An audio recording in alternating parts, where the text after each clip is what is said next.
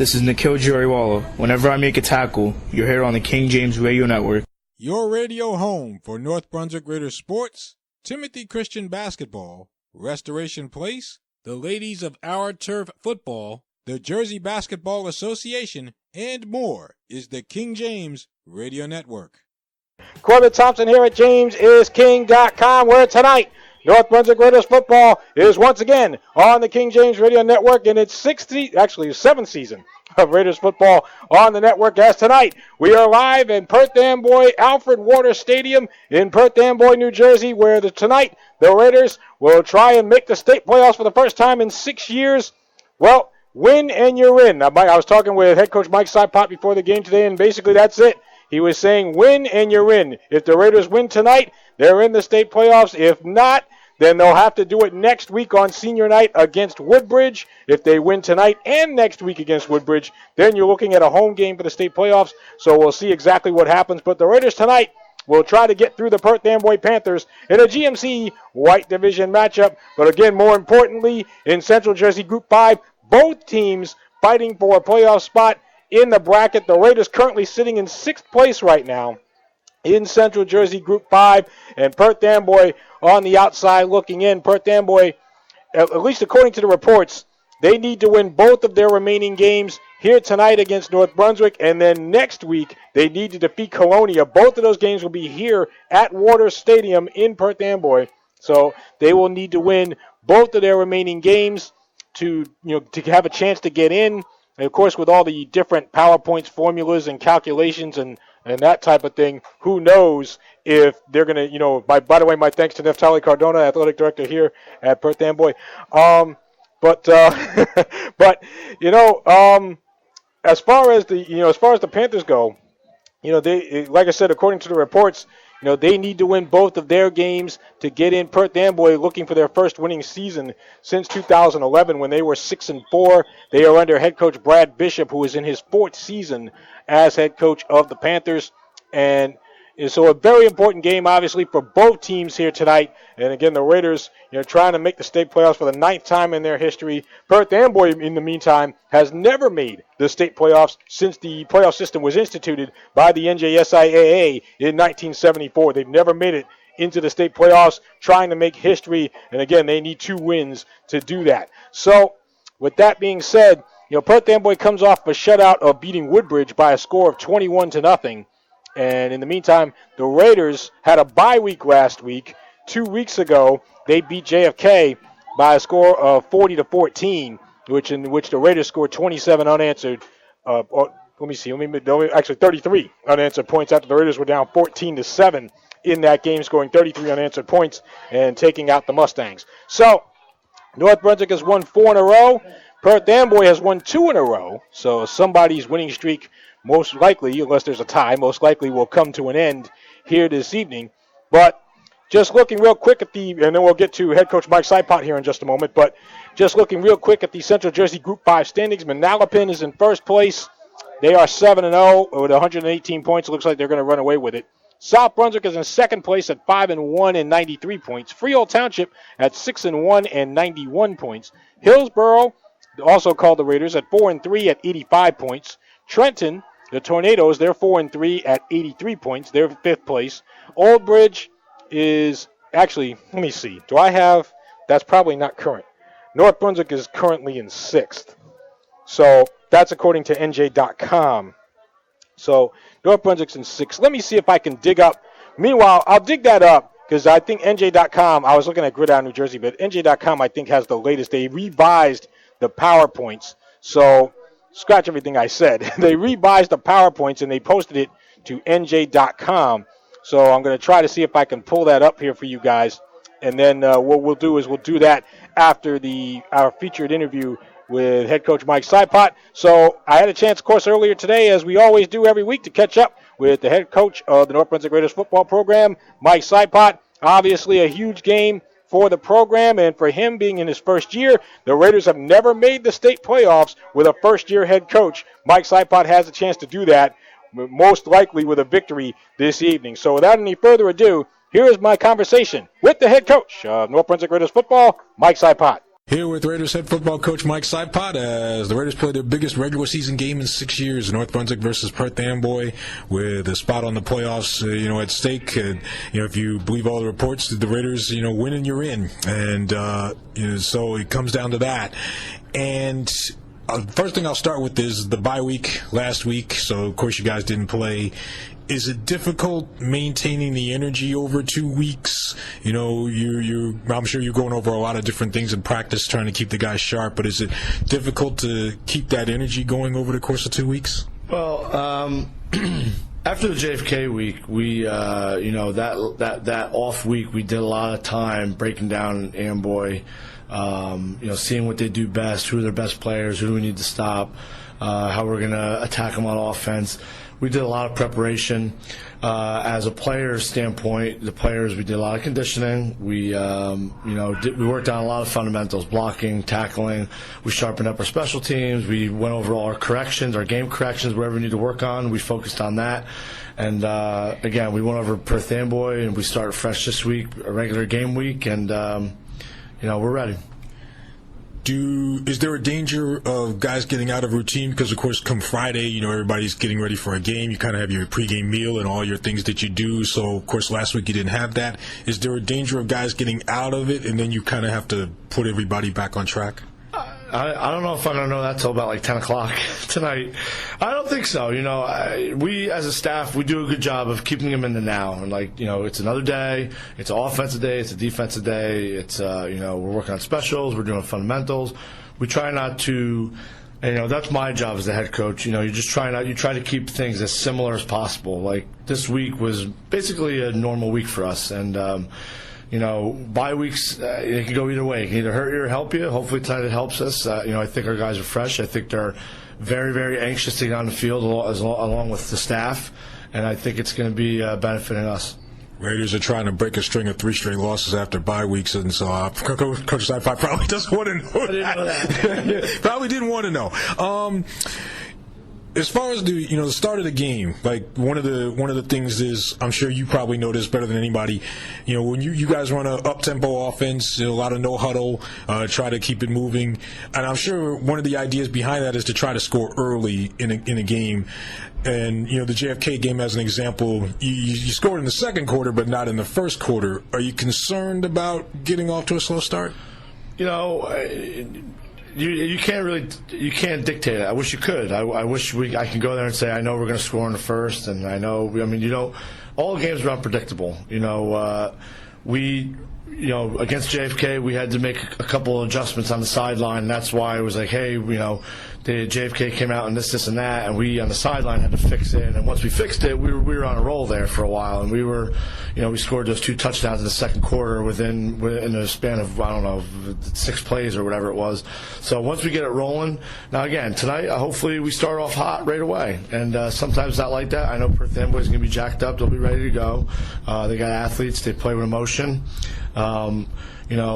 We just got to play our game, and we got to execute on offense, obviously, and defense. We can't give them any big plays. You segued into my next question about Perth Amboy. Like you said, they're going to be excited. They're in a running for a playoff spot. They've never been to the playoffs, so they're going to want to make history. Do you have to match their intensity, or do you just go out and play your game? Play our game, and if anything, I think they have to match our intensity because we're pretty jacked up. We're ready to go because we know. As big as the game is for them, it's just as big for us in this program, in this town. And me being a former player and some of the staff members, we know the importance of the game. The kids know the importance of the game. You suit up, you buckle up, you execute, and hopefully we score more points than them. That's really what it comes down to.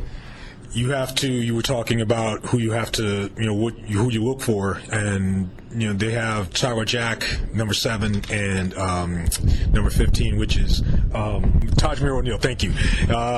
So you could see either one or both at quarterback tonight. I'm sure, you guys on defense know what they have to do. Yeah, they have. In years past, the Perth Amboy always struggled on the line. They actually have some tough linemen on the team. Number 7, Jack, is, I think, an excellent player. He's a playmaker. He's going to have the ball in his hand tonight. If 15 is the quarterback, O'Neal, it does change our game plan a little bit because he's more of a pocket guy. 7's more of a, he's going to get the ball and run. He can throw the ball. He's not as accurate as O'Neal, but whoever's a quarterback and whatever their intangibles are, we just got to come out and do our job. Whether we're in stack, regular, or too high, whatever it is, we're on the field. We just got to play hard and run the football. On the other side of the ball, their defense forced 4 turnovers last week against Woodbridge. How do you stay on point and not make those mistakes? Looking at their film, they've been pretty opportunistic with their defense. They make the interceptions and they get the fumbles when they need to. They've had good field position all year. We got to generate first downs. We got to obviously slam them in the run game, and we got to be again the word opportunity. We got to be opportunistic in the passing game. If we have a safe pass, we got to complete it. We got to catch and run when we get it. We got to make sure we limit the penalties. I know it's kind of been a pain in the butt for us this year. We got to limit those. We've worked on that. A lot of discipline things this week, and we always work on our ball security. We do those drills all the time, and I think that's going to be a key to this game. The running game, of course, spearheaded by Miles Bailey. Last question for you is, you and I were talking before about the state playoffs, and you were saying that, listen, we don't even want to think about that right now. So can you completely shut that out of their minds? I mean, obviously they're their own person. They're going to think what they want, but can you completely get that out of their heads? At this point, it's not. I don't think we have to shy away from it's a reality now. I mean, we're one of the teams that are in the race, so it's hard to say, hey, don't talk about it, don't think about it. Hey, let's talk about it because this is the game that we're in, and if we play at a different level and a higher level because we know that, so be it. They know it's at stake. Hopefully, it's a fun bus ride home. Mike Saipot, head coach of the Raiders, and again getting ready for Perth Amboy, 4-2 versus 3-3. So the Raiders will look for their 5th straight win. Coach, thanks a lot. Good luck out there. All right, thank you.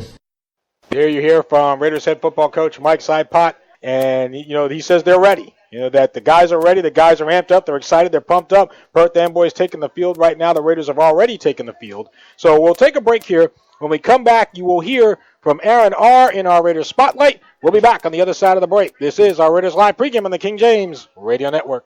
This week at Restoration Place, Offended, Part 2 by Pastor John Bazemore Jr. We can never get to this place of offense that we forget about where God has brought us from. Because every single person in here has been to a place where you have offended somebody and you did it and you know what you were doing, but yet they loved you anyway. Restoration Place, every Sunday at 10 p.m. Eastern at jamesisking.com.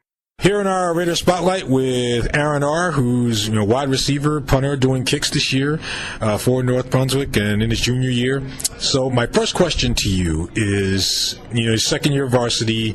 So compared to last year, have you been able to kind of get some of the bugs out and have a little bit, I guess, more of an idea of what to expect and what to do?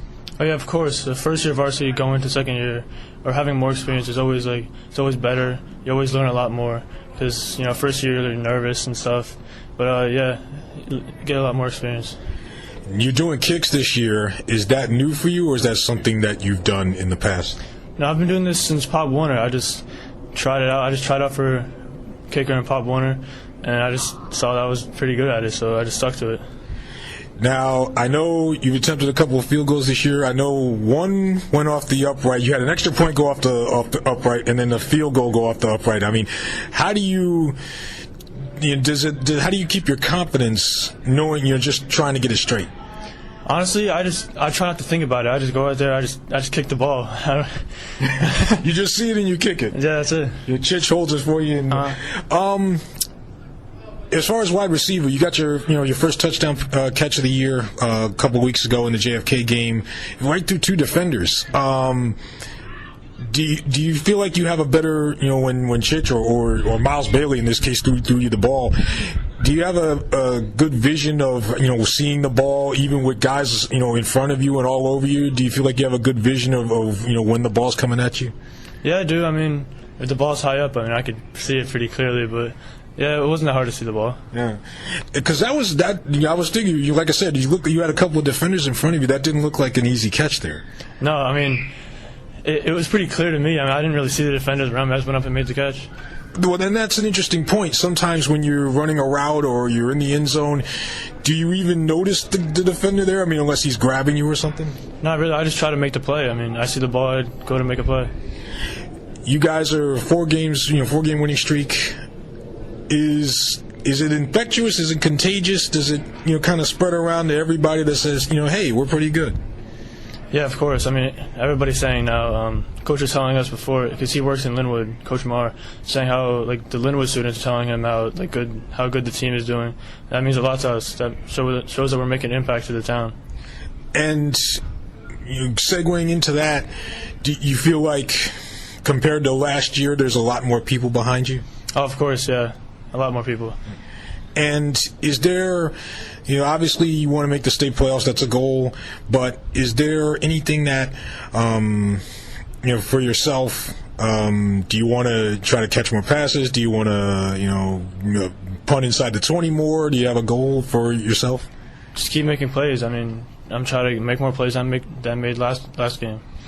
Speaking of going into your punts now, when do you try to just kick it straight, or are you more of a directional kicker? I don't think I asked you that last year. Are you more of a directional kicker? You try to kick it straight, or? I mean, I'm better at kicking it straight, but if coach would tell me we have to worry about this returner, then I'll try to kick it out of bounds. He'll tell me which way to kick it. So.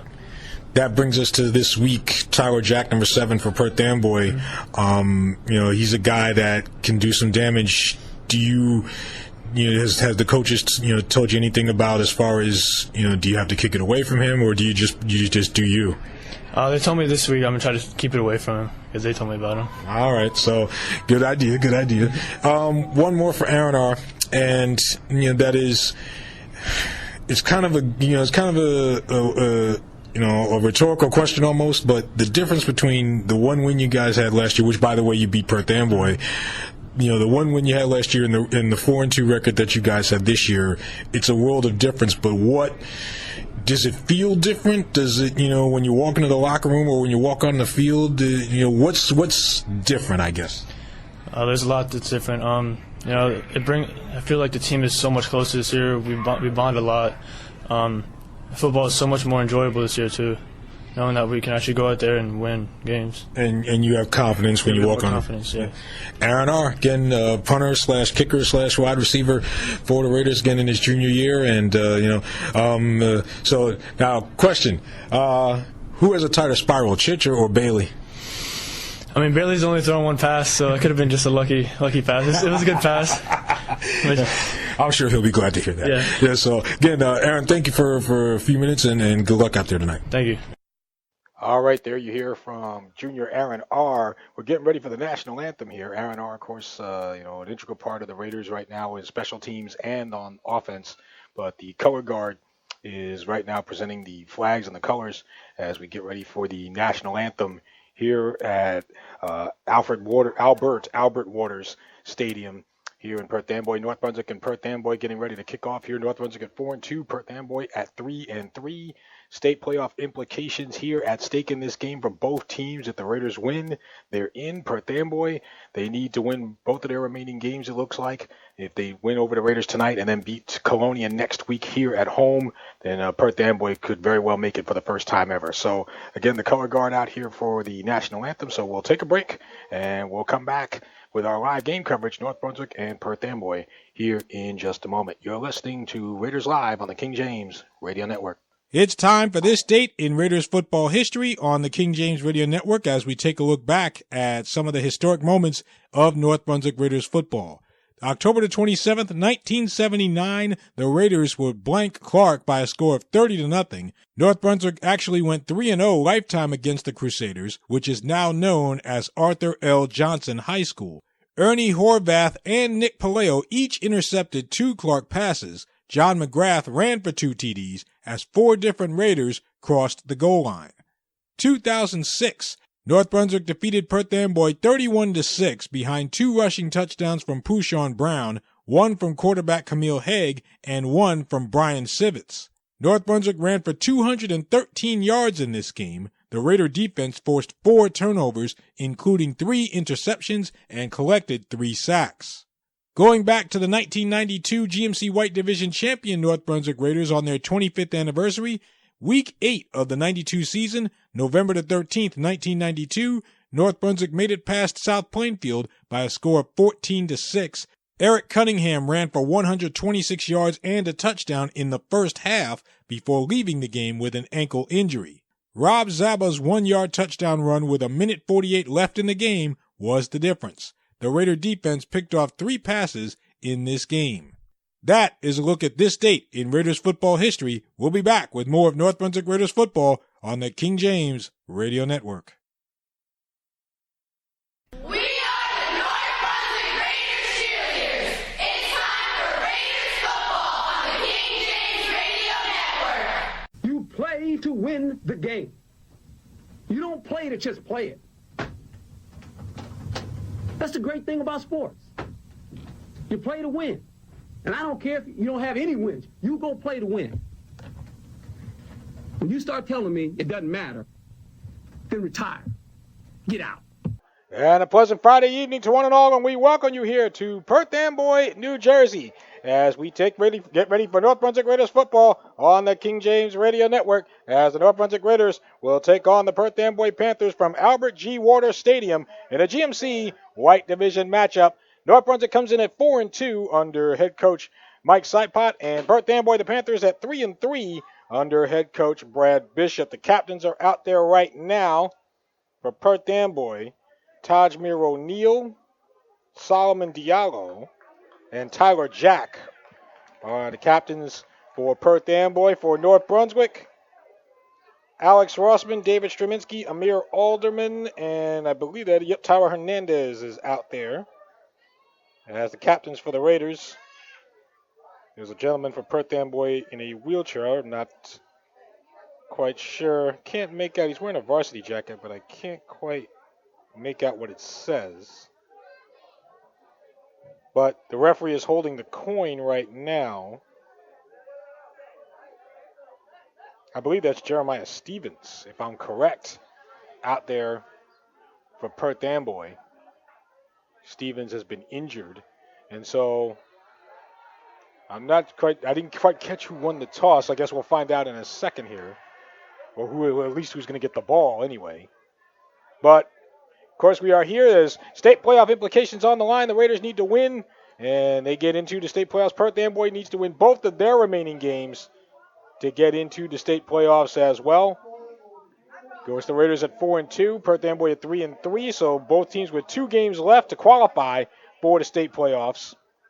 The Raiders in their white jerseys with the gold numbers trimmed in blue, going from left to right, blue pants, blue helmets with the double gold stripe, and the jersey number of the player on the side. Perth Amboy in their red jerseys wearing the white numbers with the silver helmets, and they will go from right to left. Red pants.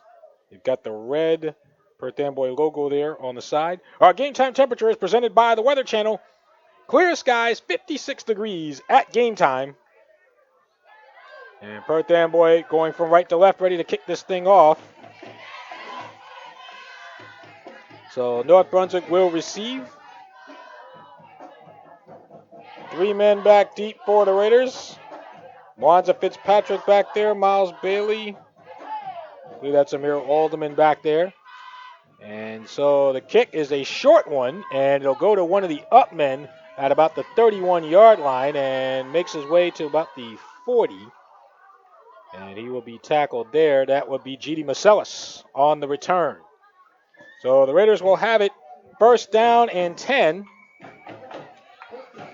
They'll spot this at the 41-yard line. So that is where junior quarterback Christian Petrillo will start things off. Miles Bailey in the backfield. And the Raiders like to run a no-tempo offense here. Amir Alderman in the slot to the right. Aaron R.Y. to the right. On first down, Petrillo will work exclusively out of the shotgun here and takes the snap, fake handoff to Bailey coming in motion, and we get a flag, though. The play is blown dead. And it'll be a false start call against North Brunswick. So that'll bring it back to the 36, which will make it 1st and 15. So we'll try it again. 1st and 15 now from the 36. Petrillo will work out of the gun. Bailey comes in motion, takes the snap, fakes the handoff, drops back to pass, dodges a tackler. Petrillo going left towards the far sideline, dodges another couple of tackles, and gets out of bounds at about the 45-yard line. Christian Petrillo seems to be okay. He had that bad ankle, but maybe the bye week has helped him get back to at least being close to 100%. They'll spot it at the 42, so a gain of 6 for Petrillo. It'll be 2nd down and 9 from the 42-yard line. 2 wide receivers right. Petrillo out of the gun, takes the snap, hands off, and this is Bailey going left. And he is tackled. Tackled at about the 48-yard line, which will bring us to 3rd and 3. So again, hurry up offense here for the Raiders.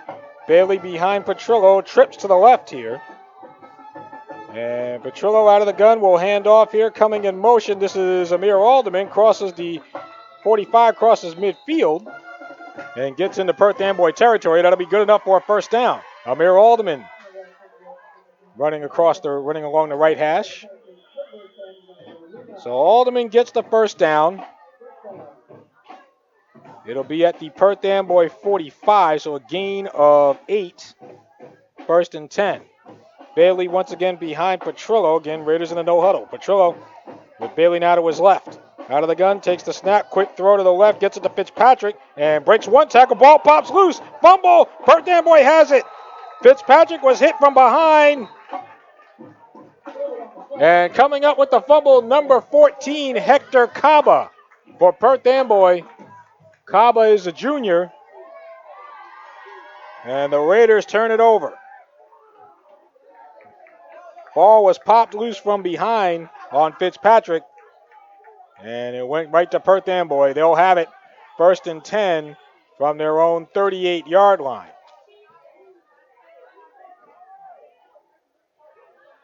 So Perth Amboy will come out on offense. The offensive line for Amboy, Jacob Luna, Tyzon Chisholm, Solomon Diallo, Manny Moscoso, and Nelfi Caba. Your quarterback is Tyler Jack in there to start. Throws it over the middle and completes it to Tyrese Thomas. And he's got himself a Perth Amboy 1st down, tackled at the North Brunswick 47-yard line. So right away, Perth Amboy comes out throwing. And it'll be 1st and 10 at the North Brunswick 47. Gain of 15 on that. So 1st and 10 from the Raider 47. 2 wide receivers to the right. Tyler Jack will work out of the shotgun here. Takes the snap, hands off. And this is Eric Rivera crossing the 45 before running into the Raider interior. Maybe got another yard or so to the 44. I see Quana Dolo in there. Tyler Hernandez. David Straminsky, Tyler Hernandez on that defensive front for the Raiders. Also Samad Wingo. So ball at the 44, so you gain a 3, 2nd and 7. Sean Brahini at linebacker, along with Manny Herrera. So 2nd down, out of the gun, and takes the snap, hands off to Rivera, does Jack, crosses the 45, gets to about the 43, before G.D. Marcellus was one of the first ones there, along with Straminsky. Got Alex Rossman out there. Also, Tyrell Pereira. So, ball spotted at the 42, so gain of 2. 3rd down and 5. By the way, the scoreboard is out. The scoreboard is not working. They've tried to, fix the scoreboard before the game tonight. Athletic Director Naftali Cardona working on it, but they just can't get it to work. So the time is being kept on the field. Meanwhile, Tyler Jack, with Thomas coming in motion to the near side on 3rd down. Twins right. Takes the snap, drops back, and under pressure, trying to get out of there, and he's going to throw it deep downfield. He's got a man right side, and it looks like it is caught. It is. Touchdown, Perth Amboy. He was wide open. Number 21, Brandon Sejo. Nobody near him. A 42-yard touchdown pass down the right sideline from Tyler Jack to Brandon Sejo. And Perth Amboy leads it 6-0.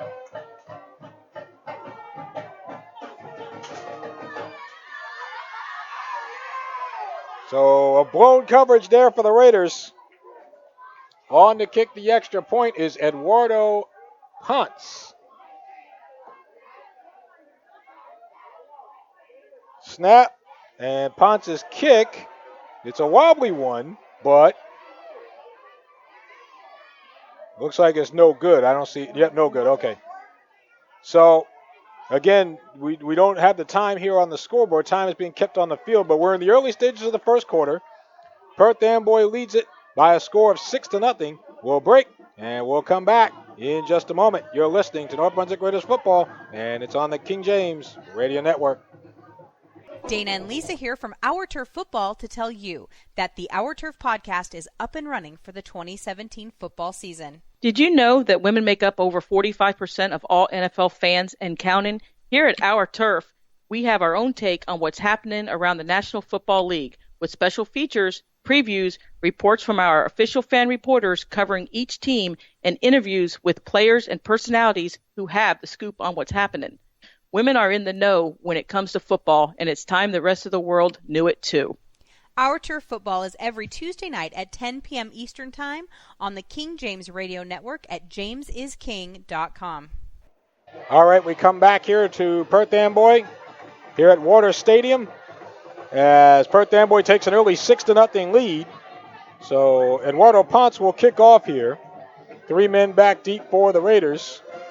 Again, the scoreboard non-operational, and it looks like a squib kick picked up by one of the upmen for the Raiders who will fall on it.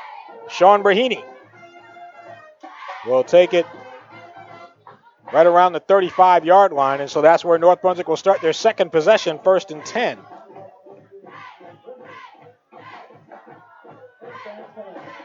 So we'll see what happens here. They'll spot it at the 37-yard line. So 1st and 10 for the North Brunswick 37. 2 wide receivers right. Junior quarterback Christian Petrillo out of the shotgun. Miles Bailey to his right. Petrillo takes the snap and hands off to Bailey. Off tackle right, breaks a tackle. 40, spins his way to the 45. And he is brought down at about the 47. Tyrese Thomas on the stop, along with defensive end David Welch for Perth Amboy. David Welch, Nelfi Kaba, and Solomon Diallo on that defensive line. Jeremiah Stevens is injured. Jacob Luna, Mario Luna, Ricky Sepulveda. Part of that linebacking core is on 2nd down. Petrillo hands off to Bailey. He goes off tackle right, trying to get a first down, and he's got it. And still going inside Perth Amboy territory. Gets down to about the 40-yard line. So Miles Bailey gets it to about the 38. So good enough for a Raiders first down, about a gain of 20. So 1st and 10 from the 38. Aaron R. wide to the right. Trips to the left. Amir Alderman slot left in a bunch formation along with Fitzpatrick. Out of the shotgun, Petrillo hands off to Bailey. Tries to go up the middle and crosses the 35 to about the 33 before he is stopped there. Delphi Kaba, one of the guys on the stop. Yeah, Tyler Jack, Kenneth Carrillo, Eric Rivera, and Bryce Gonzalez out there. Gain of 5 for Bailey. 2nd down and 5 from the 33. Now, when Perth Amboy scored that touchdown, it was 8:32 left in the first. So you figure it's about roughly coming up on 6 minutes left in the quarter here. As Bailey doesn't take the snap. Petrillo fakes it, breaks a tackle in the backfield, has a hole right side. 35-30, 25-20, cuts it back inside. 10-5 touchdown North Brunswick Raiders. Christian Petrillo zigzags his way to the end zone from 33 yards. And we're tied at 6. Another 6 for Chich. For Petrillo, that is his third rushing touchdown of the year. Petrillo came into this game with 272 rushing yards through the first 6 games, 549 passing yards, 3 touchdowns, 3 interceptions. So Aaron R will kick the extra point. Petrillo to hold. Snap, spot, and R's kick. It's got the distance, and it is good. So the Raiders take the lead at 7-6. I'd say roughly 6 minutes to go in the first quarter. We'll take our break, and we'll come back in just a moment. This is North Brunswick Raiders football on the King James Radio Network. Aaron R with a line drive kick, a short one, going over to the far side, and the ball almost came loose. Tyrell Pereira almost got to it, but falling on it for Perth Amboy is John DeJesus. So Perth Amboy will have it 1st and 10. Again, scoreboard not operational tonight. But I say roughly under 6 minutes to go in the first quarter. North Brunswick 7, Perth Amboy 6. Perth Amboy will have it 1st and 10 at their own 27-yard line. So quarterback Tyler Jack will come back out here. 2 wide receivers left. Jack out of the shotgun. Takes the snap, and he'll try to run, coming to the near side, and Quanadolo, the first one to get there, and Tyrell Pereira helping out to bring Jack down. And so ball is at the 28, so a gain of 1 for Jack. 2nd down and 9 from the 28. Tyler Jack came into tonight 45 carries for 134 yards and a touchdown, 221 passing yards, 4 touchdowns, 2 interceptions. 4 wide receivers for Amboy, twins left. On 2nd and 9, Jack out of the shotgun, 3-step drop. Now it looks like he's going to run, takes off, and crosses the line of scrimmage, now to the 35, to the 37. And he is tackled on the left hash by G.D. Marcellus.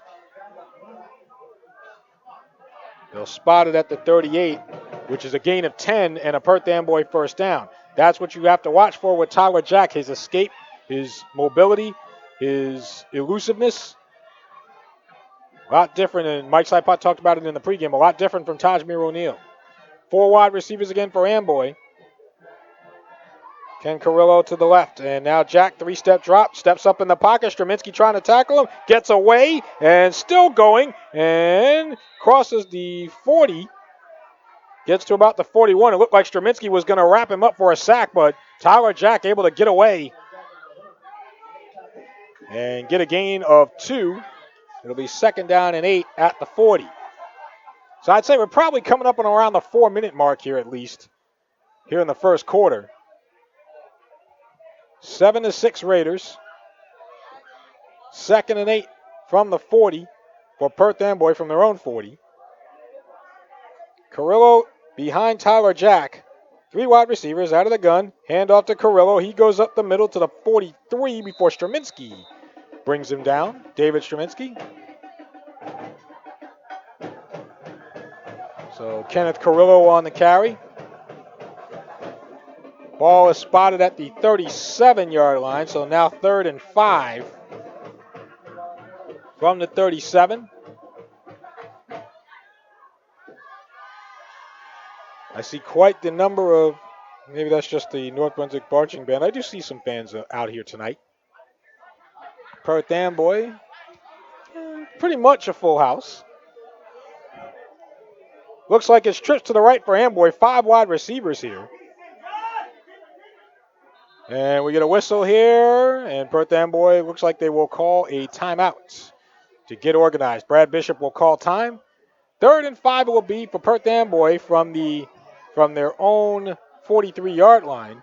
When we come back, North Brunswick 7, Perth Amboy 6. We'll be back on the King James Radio Network. The King James Radio Network is now accepting inquiries this summer to broadcast games on our King James Jr. channel. If you have a youth baseball, basketball, or football game in the state of New Jersey that you want to be heard on the air, please send an email to kingjamesradio1@gmail.com with the date and time that you're looking for, and we'll let you know if we can make it. Inquiries are not guaranteed to be accepted based on a combination of availability and first come, first serve. We look forward to broadcasting your game on King James Jr., a channel of the King James Radio Network at jamesisking.com. All right, so the official time is 3 minutes and 44 seconds to go in the first quarter. North Brunswick 7, Perth Amboy 6. The Panthers have a 3rd and 5 from their own 43-yard line. Empty backfield, 5 wide receivers here. Trips to the right, Tyler Jack out of the shotgun. 3-step drop, he's going to throw it right side and completes it. Completes it for a first down.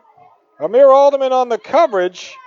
Making the catch was John DeJesus, and he comes up limping. And now he's down. So DeJesus injured on the play, but not before a Perth Amboy first down. Oh, wait a minute. Do we have a flag? I see Perth Amboy heading back towards the line of scrimmage. Well, the referees are bringing it back, so it looks like there was a penalty on Perth Amboy. It's coming back to their own 38-yard line. So apparently there was, I didn't see a flag, but apparently there was a penalty called on Perth Amboy. And DeJesus will come off here on his own accord.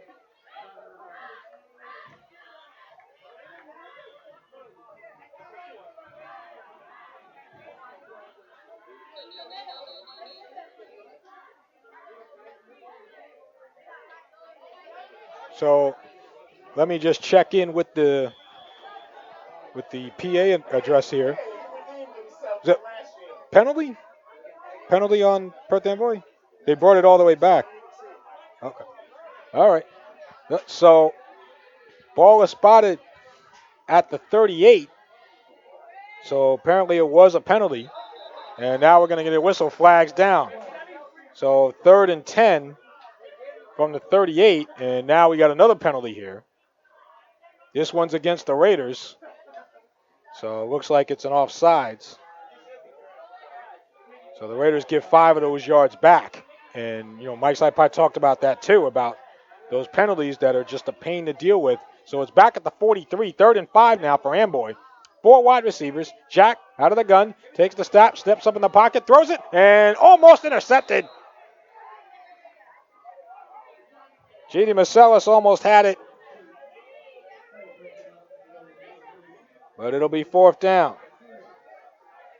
So 4th and 5 from the 43. And again, the scoreboard is out. So you got roughly around 3 minutes to go here in the first quarter. So Perth Amboy at 4th and 5 from their own 43 will punt.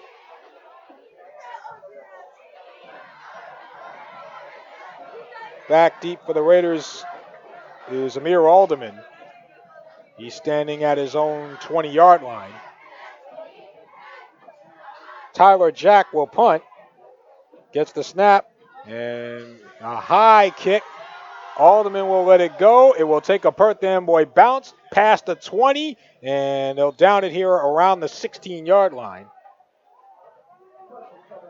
where it will be 1st down and 10.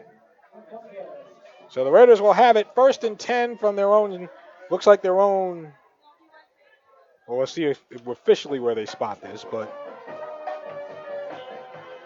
1st and 10, it looks like at the 17-yard line, with probably around maybe a little under 3 minutes to go.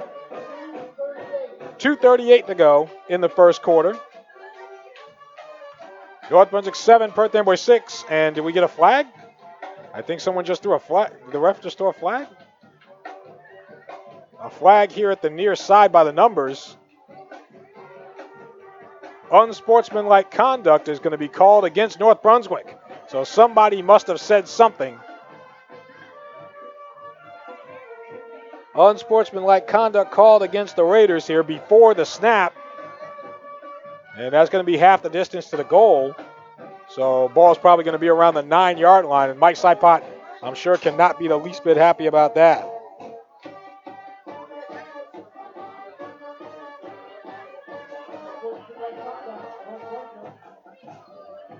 So that will make it 1st and 10, and now the refs blow the whistle again. So I'm not sure exactly what in the world's happening, but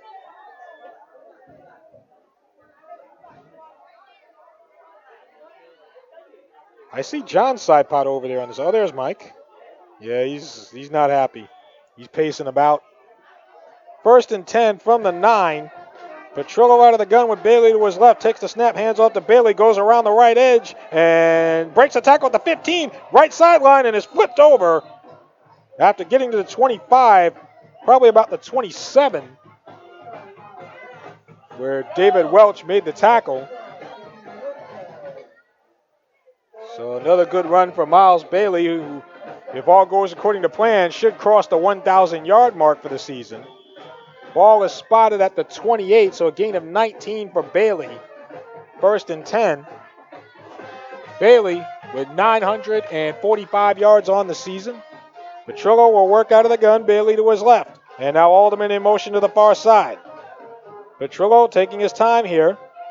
Takes the snap, low snap, and hands off to Bailey off tackle left. And Welch trying to bring him down, and he gets to about the 38. Which could be another 1st down, and it looks like it is. So a 10-yard run for Miles Bailey. Looks like they'll spot it at the 39, so we'll call it gain of 11.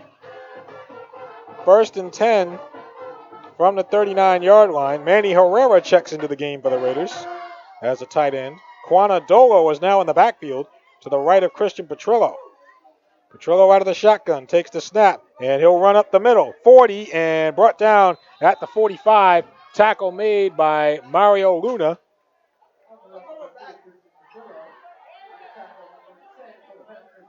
So ball is spotted at the 45, gain of 6. It'll be 2nd and 4. Probably got around a minute to go here in the first quarter. 4 wide receivers for the Raiders, 2 to each side. Dolo now to the left of Petrillo on 2nd down. Takes the snap, hands off to Dolo. He comes right near side, 45-50, 45-40. He's got room, 30, and he is brought down near the sideline. And a late flag at the end of the play.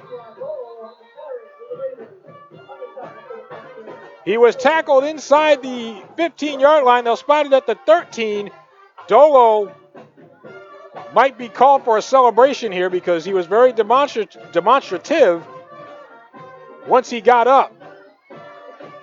No, this will be up against Perth Amboy. So this will be an unsportsmanlike against the Panthers.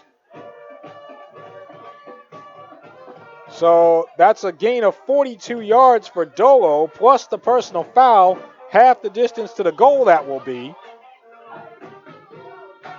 So it'll be 1st down and goal for the Raiders at, looks like about the 7-yard line. Here in the closing minute of the first quarter. I don't know where the line judge is going. All right, so 1st and goal now from the 7. North Brunswick leads it 7-6. House formation around Petrillo here. Dolo, Nikhil Jarawala, and Bailey back there. Bailey, the deep back, handoff to Bailey. Tries to stutter step up the middle, crosses the 5, gets to about the 4. And he is tackled there. So the Raiders trying to extend this lead. You know, we talked with Mike Sipot about getting out early, scoring some early points. The Raiders able to come back after not succeeding on that opening drive. And I believe that is the end of the first quarter. So that will be the final play of the first quarter. When we come back to the second quarter, it will be 2nd and goal for the Raiders from the Perth Amboy 5-yard line. When we come back, North Brunswick 7, Perth Amboy 6. We'll break. We'll come back with Raiders football on the King James Radio Network. We come back for the second quarter. 2nd and goal for the North Brunswick Raiders from the Perth Amboy 5-yard line. The Raiders lead it 7-6.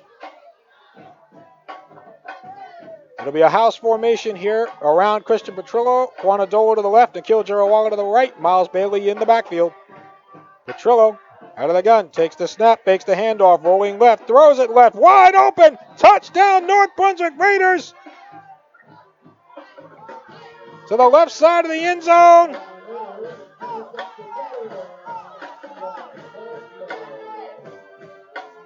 Quanadolo. So Dolo gets the touchdown. And the Raiders lead it 13-6. Dolo's first varsity touchdown.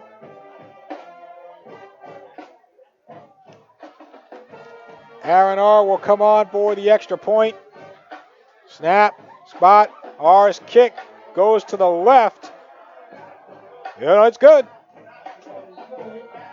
So opening play of the second quarter, and the Raiders lead it by a score of 14-6 over Perth Amboy.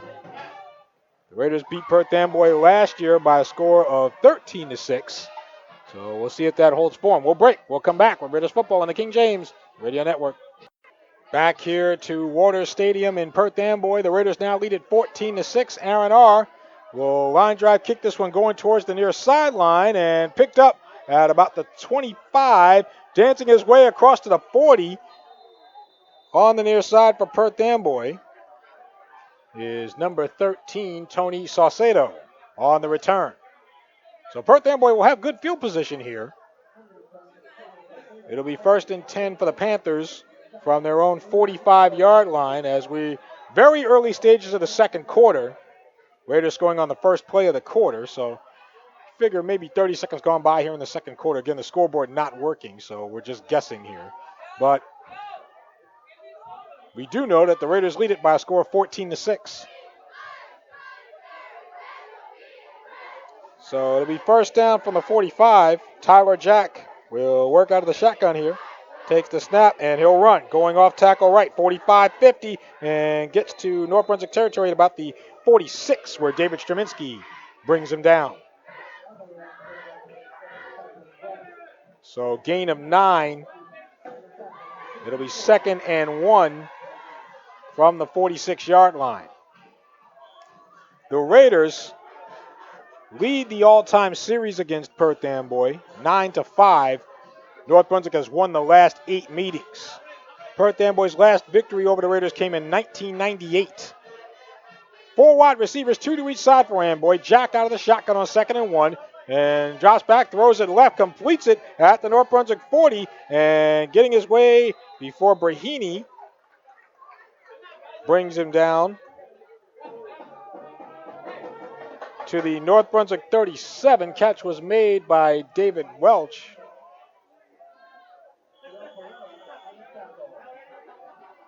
So Welch gets the 1st down for Amboy. It's at the Raider 37, gain of 9. So 1st and 10. Meanwhile, Tyler Jack out of the shotgun takes the snap with one hand, trying to get a block, and Straminski grabs him. He grabbed the leg and brought Jack down behind the line of scrimmage. A good pursuit there by Straminski. Loss of 3. It'll be 2nd and 13 for Perth Amboy from the North Brunswick 40. So again, 14-6. The Raiders lead it with roughly 10 minutes to go here in the second. 2nd and 13 from the 40. Jack will work out of the shotgun here. No, we'll get a flag first. Flag goes flying. Sideline warning called against Perth Amboy. Okay.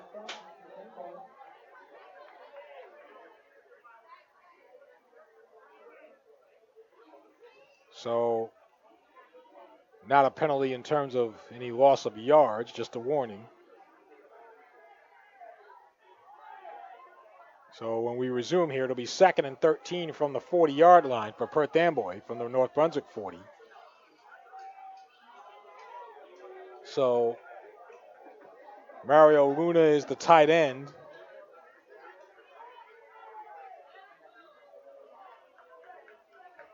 Lining up wide to the left is Brandon Sejo. who got the touchdown catch for Perth Amboy in the first quarter.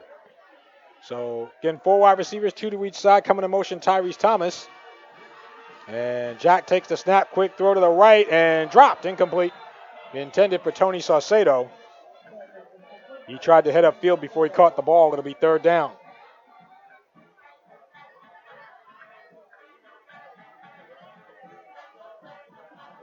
So 3rd and 13 from the 40-yard line.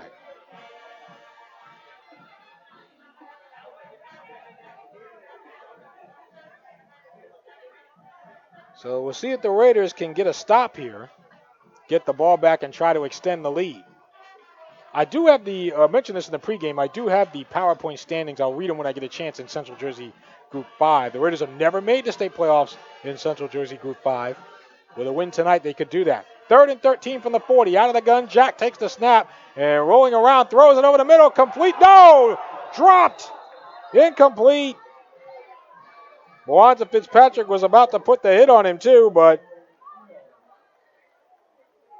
well thrown ball over the middle to Brandon Sejo, but off the hands. And it'll be 4th down. Well, this one's certainly not Tyler Jack's fault. He's had a couple of drop passes on him. It'll be 4th and 13 from the 40. We'll see what Amboy decides to do.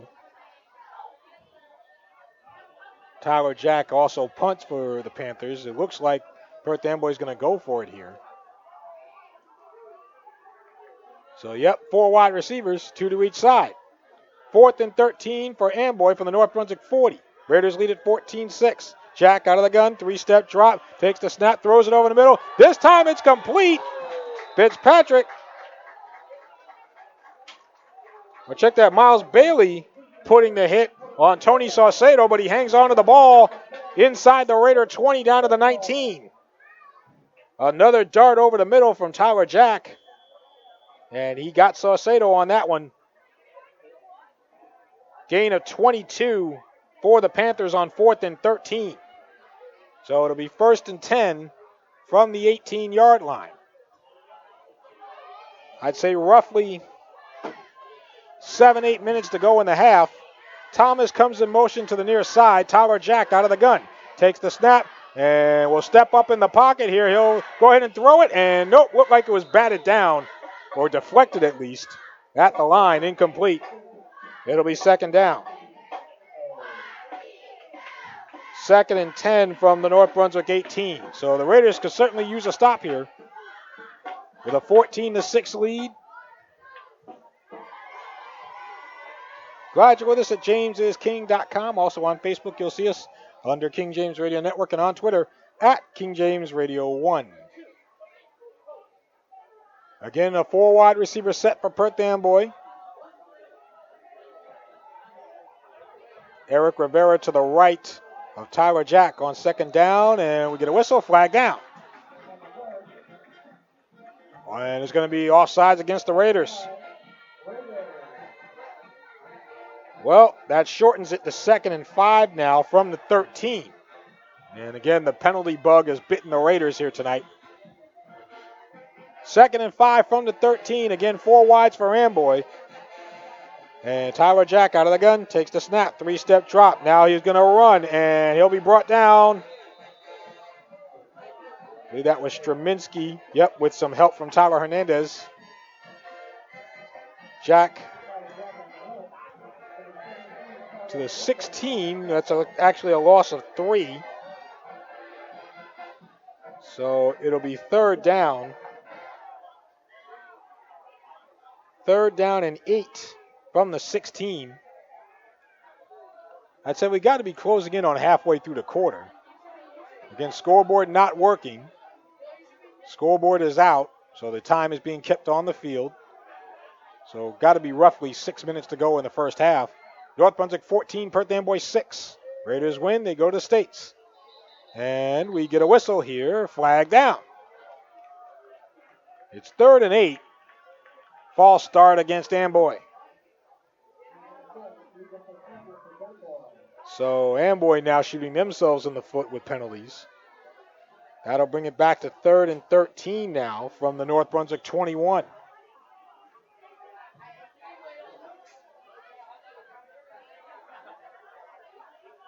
Perth Amboy has already converted a 4th and 13 on this drive.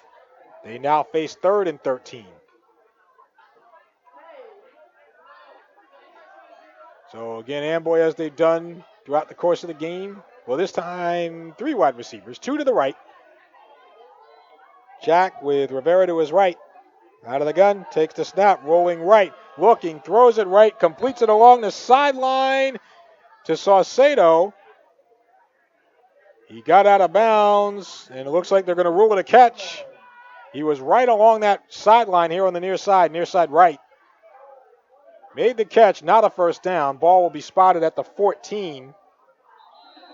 So that would be a gain of 7, which would bring us to 4th and 6. And North Brunswick will call a timeout. So the Raiders call their first timeout of the half. So latter stages here of the second quarter. North Brunswick 14, Perth Amboy 6. We'll break. We'll come back with Raiders football on the King James Radio Network. We come back now to Raiders football on the King James Radio Network. We'll see if we can get an official time from down on the field. They're trying to get that now here to the press box. Late second quarter.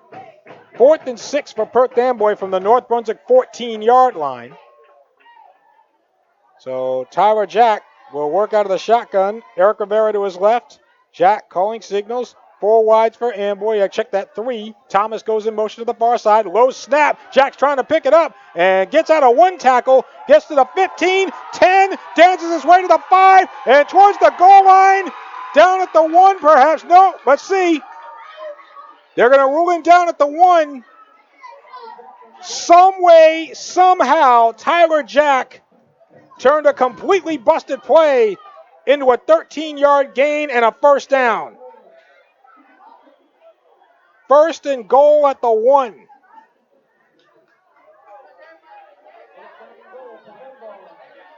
We talked about the elusiveness of Tyler Jack. You saw it on display right there. First and goal, Amboy from the 1. Jack will work under center, Rivera behind him. Jack under center, takes the snap. He's going to try to sneak it, and Perth Amboy trying to push the pile. Brahini trying to drag him back. It doesn't look like he made it. So it'll be second and goal from the 1. Perth Amboy has not used a timeout yet, so apparently there's still enough time left in this quarter to where they can go into a conventional huddle. It'll be second and goal from the 1. Again, North Brunswick leads at 14-6 here in the second quarter. I'd say you have to have roughly 3 or 4 minutes left in the quarter. They were working on trying to find out from the officials how much time is remaining. But it looks like Thomas is wide to the left on second and goal from the 1. I formation. Jack will hand off, and sneaking his way into the end zone for the Perth Amboy touchdown is number 6, Manny Perez. Perez, a senior, and he gets himself a Perth Amboy touchdown. And it is North Brunswick 14, Perth Amboy 13. Perez's first rushing touchdown of the year. He actually came into this game with 15 yards on 7 carries for the season. So Perez being used in short yardage there.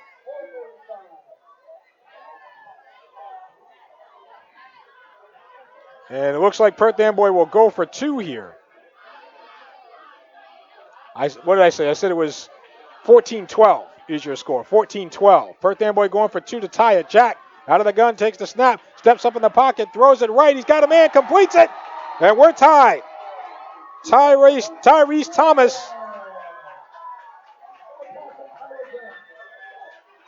Tyrese Thomas on the reception for the 2-point conversion in the near right corner of the end zone. And we are tied at 14. So the 2-point conversion is good. I'll see if I can get an official time. We're late in the second quarter, and we are tied at 14. North Brunswick and Perth Amboy will break. We'll come back with Raiders football on the King James Radio Network. Listeners of the King James Radio Network can visit the King James Radio Network shop at jamesisking.com and get $10 off of your purchase with no expiration dates and no limits. Right at the top of the homepage is the My Locker icon. Click and customize your own KJRN gear from there, then use the code listed on the website for your discount. Sweaters, t-shirts, hats, bags, and all kinds of apparel to give you the look of a top-notch team or a top-notch individual. Thank you for checking out the KJRN shop at My Locker, only at jamesisking.com. All right, so the time is 4:45 to go here in the second quarter. Perth Amboy has tied this game up at 14. The Raiders kind of helped Perth Amboy out on that drive with a couple of penalties. Well, one penalty in particular on a 2nd and 10. Manny Perez with a 1-yard touchdown run. So Eduardo Ponce will kick this off. Again, 3 men back deep here for the Raiders. Now tied at 15. Again, 4:45 to go in the half. 14-14 is your score. So Ponce from left to right for Amboy. And this looks like an outside kick. Bounces over one man. Falling on it for the Raiders at the 41 is Samad Wingo. So Wingo falls on it. And North Brunswick will have it. It looked like that was an onside kick attempt from Amboy. And it'll be 1st and 10 North Brunswick from their own 42-yard line. So the Raiders are finding this is not coming easy. And what? Nobody said it would be. 1st and 10 from the 42. 4 wide receivers to the Raiders for the Raiders. Petrillo out of the gun. Bailey to his left.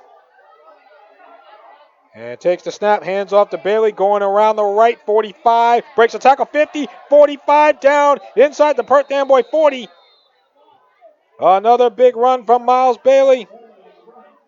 Eric Rivera on the stop for Amboy. Bailey looks to become, if I'm correct, the 11th in Raiders history to reach 1,000 yards. Flag down, this one could come back, and it looks like it will.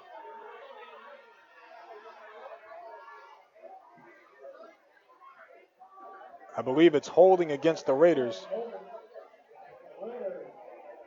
So another North Brunswick penalty brings it back to their own 39-yard line, where it'll be 1st and 13. Wanza Fitzpatrick wide to the left. 4 wide receivers here. Petrillo out of the gun, takes the snap, and fakes the handoff, keeps it, goes right outside the numbers, 40, 45, and towards the sideline, towards midfield.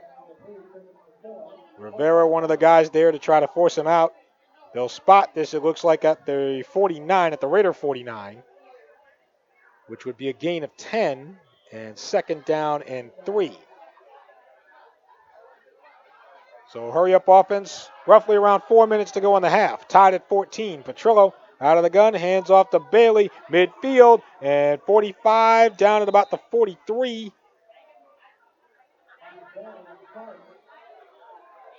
So it looks like a 1st down. And I think that was Rivera again on the stop. They'll spot it at the Perth Amboy 44. That's a gain of 7 on 2nd and 3. So 1st down North Brunswick from the Perth Amboy 44. The Raiders have 2 timeouts. So it's 1st and 10 from the 44. Petrillo will work out of the gun here. Takes the snap, and he'll pitch it to Bailey, coming over to the near side. 45 to the 40 before he is brought down there. Tackled from behind by David Welch. So they'll spot it at the 39. Gain of 5, 2nd down and 5. Clock continues to move. Again, time kept on the field with the scoreboard out. Got to be roughly around 3 minutes or less to go in the half. Petrillo out of the gun, Bailey behind him, and we get a whistle. Flag down. And this will be offside against Perth Amboy. And on 2nd and 5, that'll give the Raiders a 1st down. So 1st and 10 now from the 34. So again, 4 wide receivers. Bailey will come to the left of Petrillo out of the gun and hands off to Bailey, but doesn't get much at all. tackled on the play by Welch. Might have lost a yard there. So it'll be 2nd and 11 from the 35. I figure you got to be closing in on 2 minutes to go here in the second. Raiders have 2 timeouts. 3 wide receivers, 2 to the right, Bailey to the left of Petrillo on 2nd and 11. Chich takes the snap, drops back, and he'll throw it right and incomplete. That was a desperation throw. Manny Herrera was at least in the area. Petrillo might have came up hobbling there, I'm not sure. So he walks over to offensive coordinator Pushawn Brown. Chich trying to avoid a leg tackle there. That ankle's been bothering him ever since opening night. But he appears to be all right. It'll be 3rd down and 11 from the 35, from the Perth Amboy 35-yard line. We're tied at 14, roughly 2 minutes to go in the half. And we get a whistle. Perth Amboy and Brad Bishop will call a timeout. They see an opportunity here to try to get the ball back. So 3rd and 11 for the Raiders from the Perth Amboy 35. We'll break, and we'll come back with Raiders football on the King James Radio Network. All right, the official time is 2 minutes and 22 seconds to go here in the second quarter. North Brunswick 14, Perth Amboy 14. The Raiders have a 3rd and 11 from the Perth Amboy 35-yard line. Christian Petrillo will work out of the shotgun here with Miles Bailey behind him. Now to his left, takes the snap, and he'll shovel past to Herrera, 35-30, 25-20, and he is down close to the 15-yard line. The shovel pass to Manny Herrera. They faked it to Bailey, did Chich, and got it to Herrera. And it is indeed a Raider first down. Looks like it's at the 15, gain of 20. 1st and 10 from the Amboy 15. Petrillo out of the gun. Hands off to Bailey, trying to go right and brought down in the open field by Eric Rivera.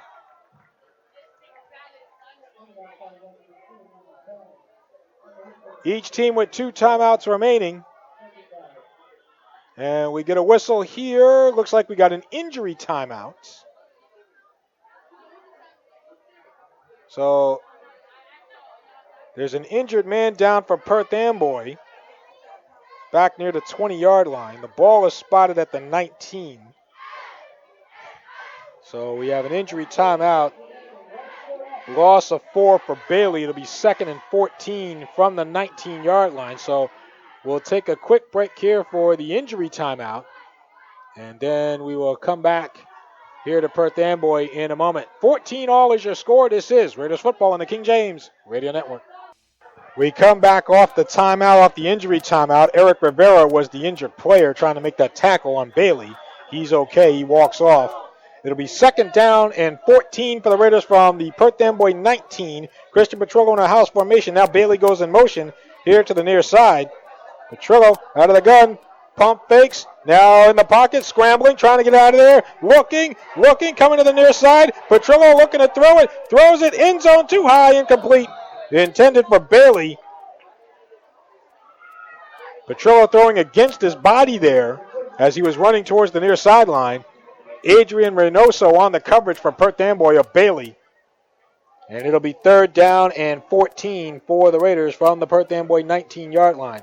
Now, whether or not they will let Aaron R. kick this thing, it would be a 36-yard field goal. R has not made a field goal yet this year. We talked about that a little bit in the pregame. Aaron was in our Raiders spotlight. 3rd and 14 from the 19. Bailey now to the right of Petrillo. Out of the gun. Petrillo takes the snap, drops back, looking right, and still looking. He'll run. 15, and he's going to be brought down around the 10. On the tackle, David Welch. Not enough for a first down. Gain of 9, so 4th and 5 from the 10-yard line. Referee signaling something here.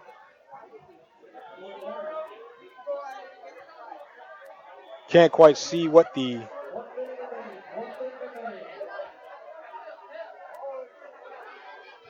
It looks like there's a timeout on the field. The Raiders, some of the Raider players are over near the referee. I don't think anyone's called a timeout yet. So a little bit of awkwardness here. It would be 4th and 5 from the 10-yard line, and it looks like we will get a timeout. And it'll be Mike Sipot and the Raiders. So North Brunswick calls time. It'll be 4th and 5 from the Perth Amboy 10. When we come back, we'll break. We'll come back with Raiders football on the King James Radio Network. All right, off the timeout. 31 seconds left to go in the second quarter, tied at 14. And this will be 4th and 5. Movement on the Perth Amboy line. Flag down. It was 4th and 5 for the Raiders from the Perth Amboy 10. And if this is on Amboy, it is indeed, and it'll be a Raider first down. Offside called against Amboy. A big penalty there, which brings us to 1st and goal from the 5-yard line. Again, 34 seconds left in the half. The Raiders have 1 timeout. Perth Amboy has 2. We are tied at 14. 2 wide receivers to each side. Empty backfield for Petrillo on 1st and goal from the 5. Petrillo out of the shotgun. Coming in motion is Bailey. Takes the snap. Hands off to Bailey. He's trying to go left, and he is tackled. Nothing doing there for Bailey. That'll bring us to 2nd and goal. And we get another timeout. Perth Amboy might have called this one. So we'll break here, and we'll come back after the timeout. This is Raiders football on the King James Radio Network. Dana and Lisa here from Our Turf Football to tell you that the Our Turf podcast is up and running for the 2017 football season. Did you know that women make up over 45% of all NFL fans and counting? Here at Our Turf, we have our own take on what's happening around the National Football League with special features, previews, reports from our official fan reporters covering each team, and interviews with players and personalities who have the scoop on what's happening. Women are in the know when it comes to football, and it's time the rest of the world knew it too. Our Turf Football is every Tuesday night at 10 p.m. Eastern Time on the King James Radio Network at jamesisking.com. All right, so it was the Raiders who called that timeout. Their last timeout of the half, so they're out. Raiders are out of timeouts. 23 seconds left in the second quarter. We're tied at 14. North Brunswick has a 2nd and goal on the Perth Amboy 5-yard line. Or thereabouts. Christian Petrillo will work out of the shotgun. Miles Bailey to his left. Low snap. Petrillo throws it left side end zone. Jump ball and incomplete. Jump ball in the end zone. They tried to get it to Mwanza Fitzpatrick, but could not bring it down. There were a couple of defenders there for Amboy. And it'll be 3rd down and goal from the 5. 17 seconds left in the first half. Again, the Raiders are out of timeouts, so they pretty much have to go end zone here. They don't even have time to kick a field goal if they wanted to. 3rd and goal from the 5. Petrillo with Bailey to his left. Out of the gun. Takes the snap. Here comes the rush. Petrillo trying to sidestep a man, and he's tripped up. Tripped up back at the 13-yard line. I believe Manny Perez got a hand in there. The Raiders trying to hurry up on 4th down. It's 4th and goal. And the refs blow the whistle. And the clock runs out, and that's the half.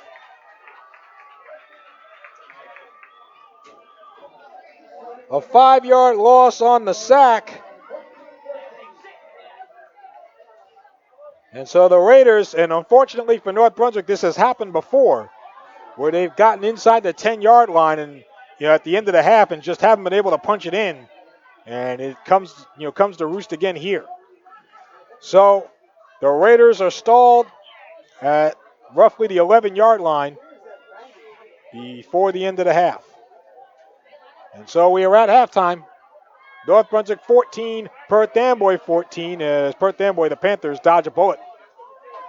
So, here at halftime, earlier today I had a chance to catch up with an alumni member of the North Brunswick Raiders. He was the quarterback of the 2000 North Brunswick Raiders that won their first 8 games in the regular season. They finished at 9-1, tied for the best record in the history of the program with the 1985 North Brunswick Raiders. But quarterback Mike Elko from the 2000 Raiders was nice enough to join me all the way from Hong Kong, halfway around the world, a 12-hour time difference. So, it was nighttime over there when I had a chance to talk to him earlier this morning. So here is my conversation with the quarterback of the 2000 Raiders, Mike Elko. When we come back, we will have the second half. North Brunswick and Perth Amboy tied at 14. Here on the telephone with me is former quarterback for the North Brunswick Raiders class of 2000. I wish I'd had him a couple of years ago when we were doing the 15th anniversary of the 2000 team. We had a chance to catch up with head coach Sal Mastretta from that team, but he is the quarterback of that 2000 team all the way from Hong Kong. He's joining us here on the phone. Mike Elko joins us here just to talk a little Raiders football and talk about Coach Saipot, his former teammate, a little bit. Now, of course, Mike Saipot, the head coach of the Raiders. So, Mr. Elko, thanks for joining us all the way from Hong Kong. Thanks for having me. So it's great to listen to you guys every Saturday morning. Something good to wake up to when I'm here across the world. Yeah, there's a 12-hour time difference, so you see it's Friday night here is Saturday morning there. And first question I'll ask Mike is about the other Mike Saipot. He was your teammate. You guys were co-captains together. You were telling me a little bit about, how long you guys have known each other. What kind of, he was a lineman. What kind of player was he, in North Brunswick back in 2000, when you guys were winning all those games? I'm sure he played a huge part in your success. You don't have to say 2000. I mean, you could go back to when we were 8 years old in Pop Warner. The offensive line was not your typical offensive line because Mike and Nick together would almost be like quarterbacks and they'd have all these unique system that they would use to talk to each other and communicate, and they would know everybody's role on the line inside and out. So say like somebody forgot what they had to do on a play, Mike or Nick would be able to tell them exactly where they had to go and who they had to block. They'd be calling things on the line on the fly, like say there was a pull but they see a blitzing linebacker, they would say, no, stay, and so they were essentially like quarterbacks on the offensive line, making audibles and adjustments. And, one of the strengths that we always had was the O-line, and a lot of it was due to how smart they were about reading the defenses.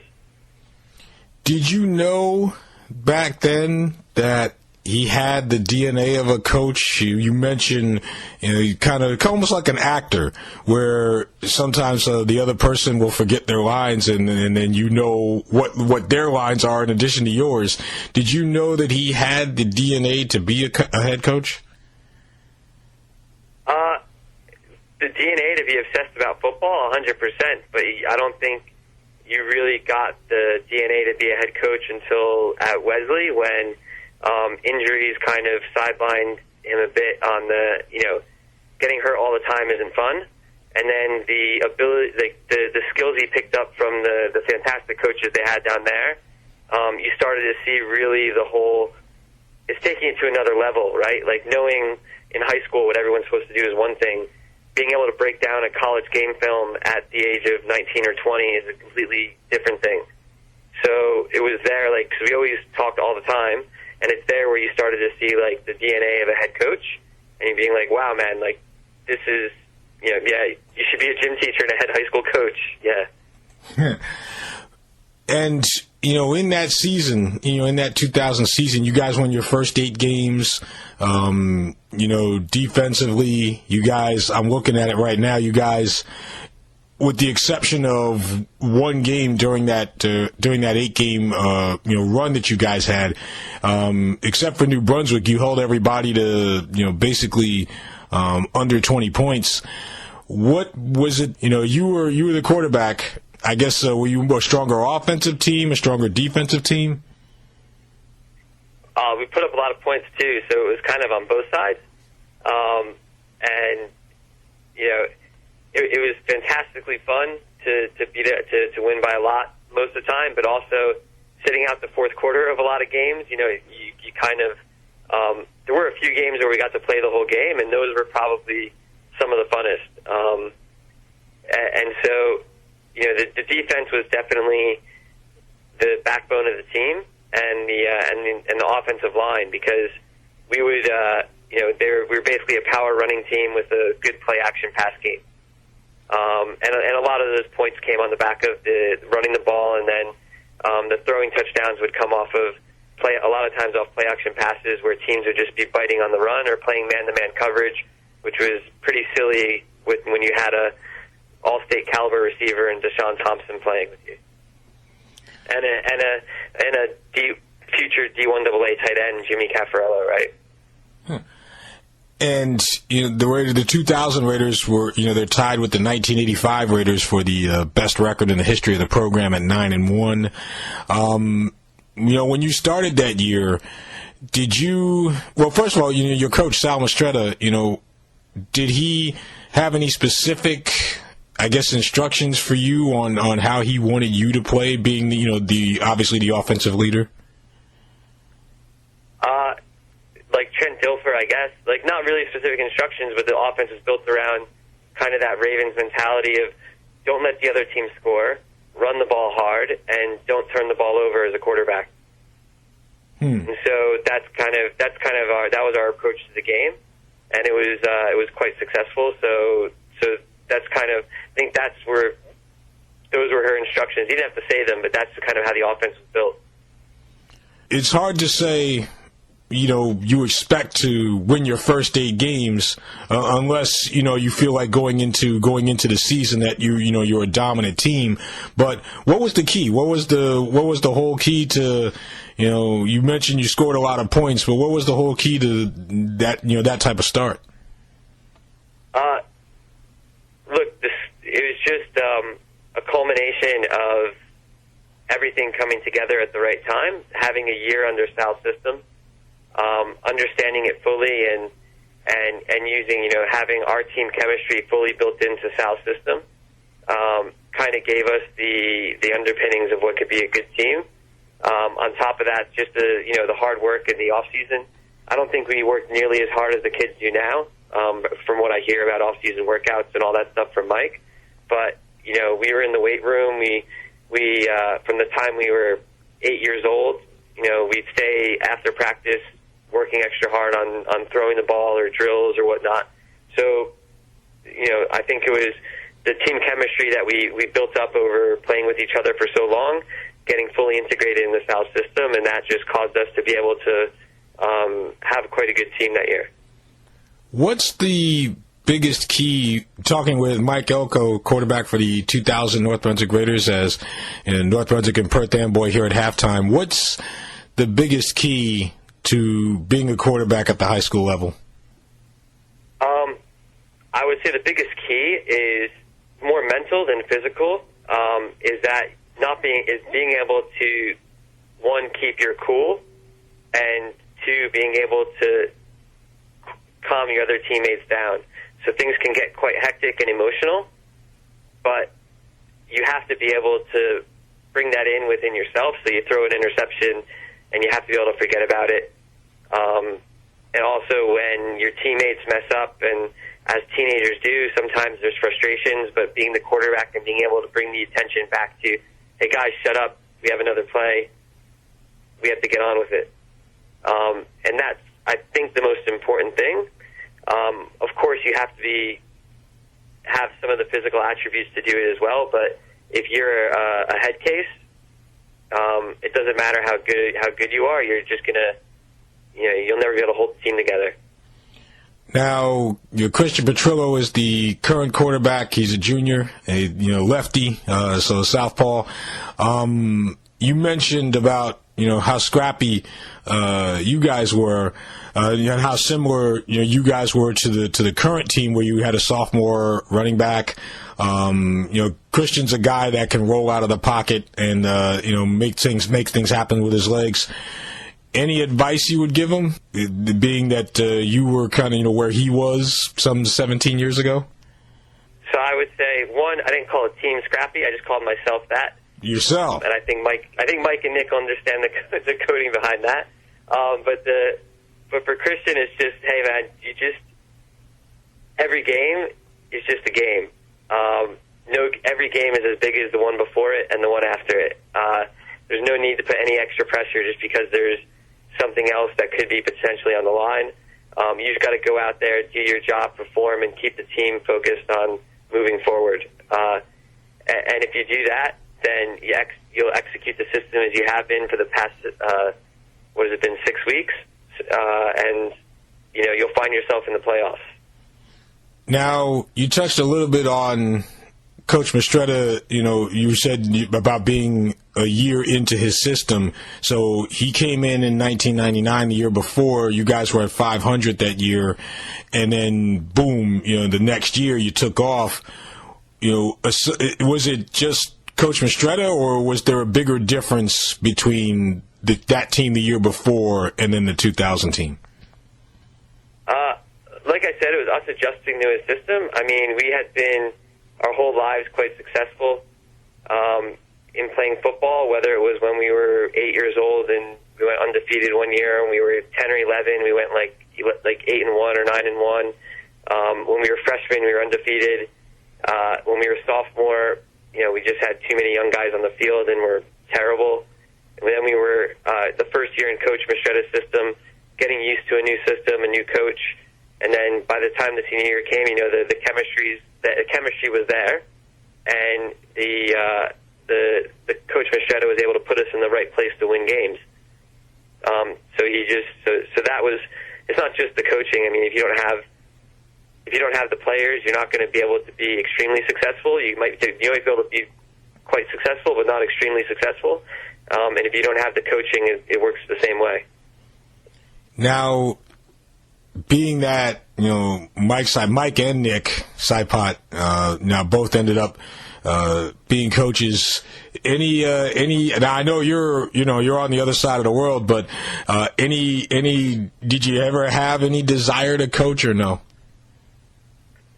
I'll leave coaching to my cousin. He's a defensive coordinator at Notre Dame, so we'll let him do the coaching. Football's passed me by. Probably passed me by when I was in uni. So no desires.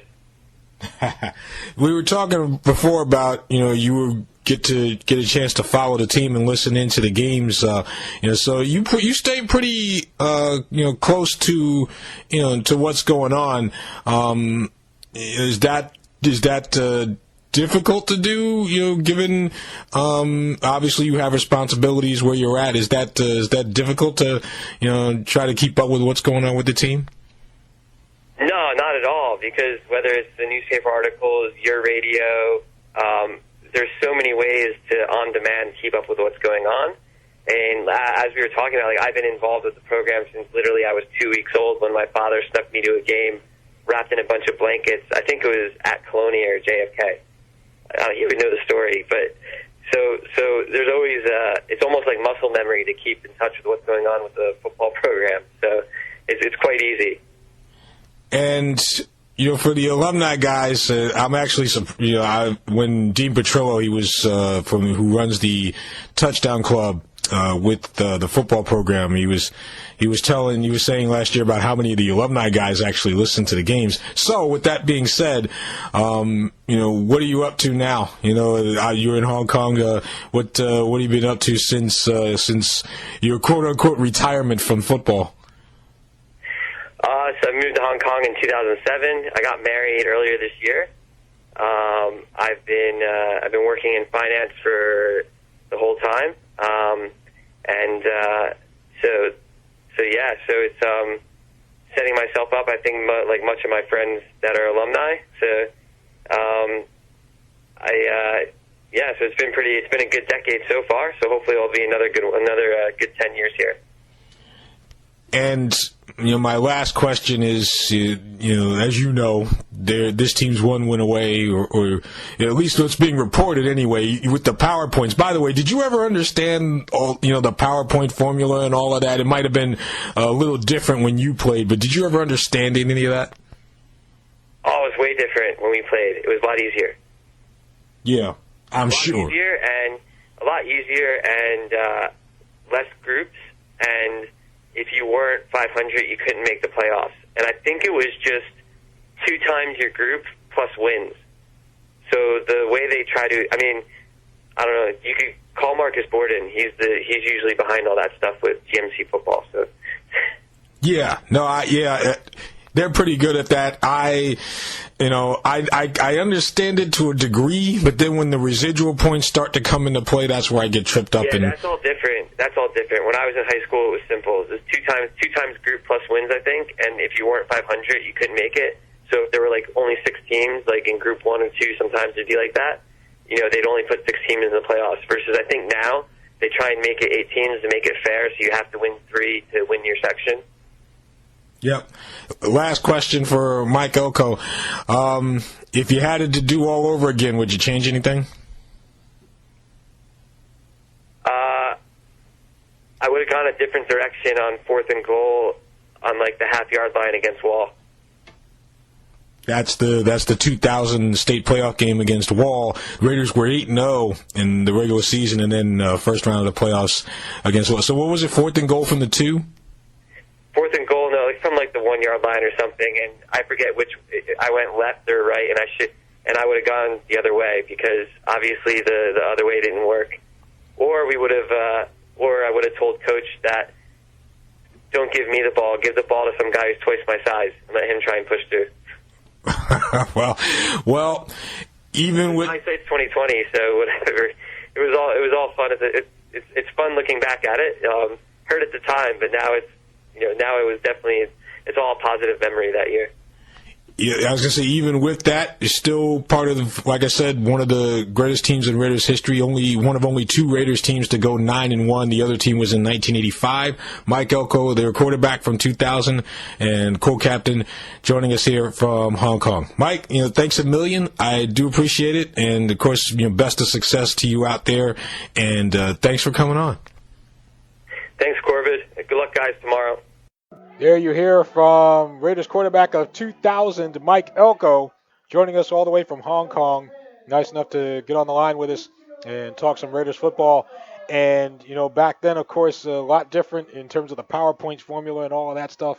A lot different than what it was now. Back then, you had to be at 500 to qualify for the state playoffs. That's no longer the case.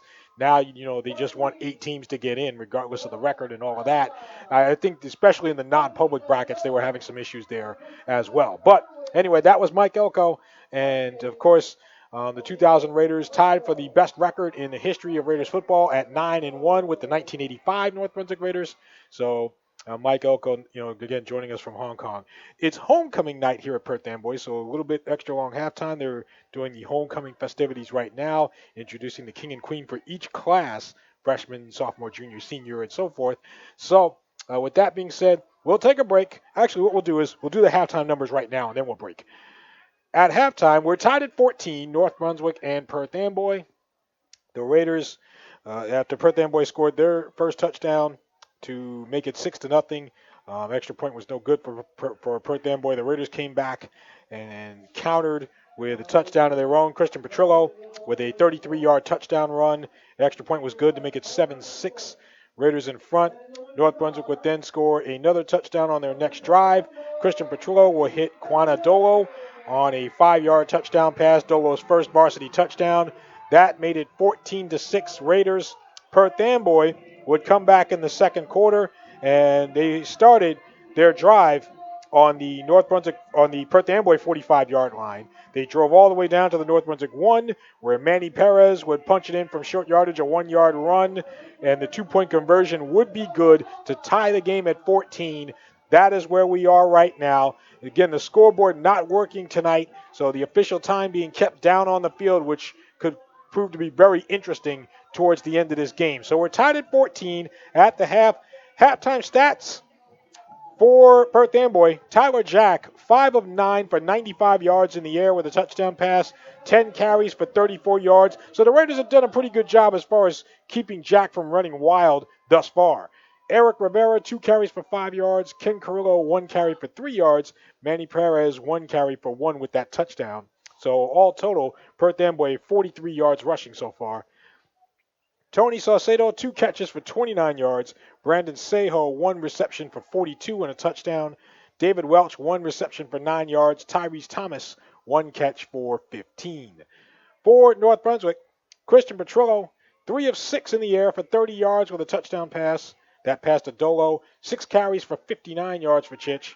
Miles Bailey, 11 carries for 69 yards, which does put him over the 1,000-yard mark for the season. Bailey came into tonight with 945 yards, so the 69 puts him at 1,014 right now for the season. Bailey becomes the 11th in Raiders history to run for 1,000 yards in a season. And, of course, he's a sophomore, so he's got 2 more years to go.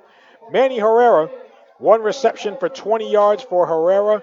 Kawana Dolo, 1 reception for 5 yards with that touchdown. And Mwanza Fitzpatrick, 1 reception for 5 yards, but unfortunately had the ball poked loose from behind for a fumble that turned it over to Perth Amboy, North Brunswick's only turnover thus far. So we're tied at 14 here at the half, and it looks like the homecoming festivities are just about over, which means the teams will be out shortly for the start of the second half.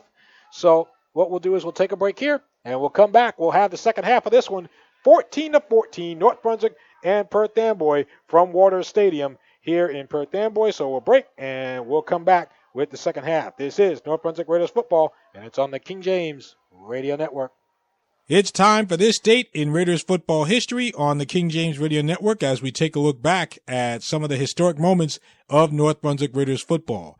October the 27th, 1979, the Raiders would blank Clark by a score of 30-0. North Brunswick actually went 3-0 lifetime against the Crusaders, which is now known as Arthur L. Johnson High School. Ernie Horvath and Nick Paleo each intercepted 2 Clark passes. John McGrath ran for 2 TDs as 4 different Raiders crossed the goal line.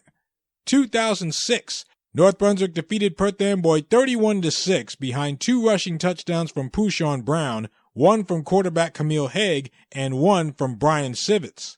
North Brunswick ran for 213 yards in this game. The Raider defense forced 4 turnovers, including 3 interceptions, and collected 3 sacks.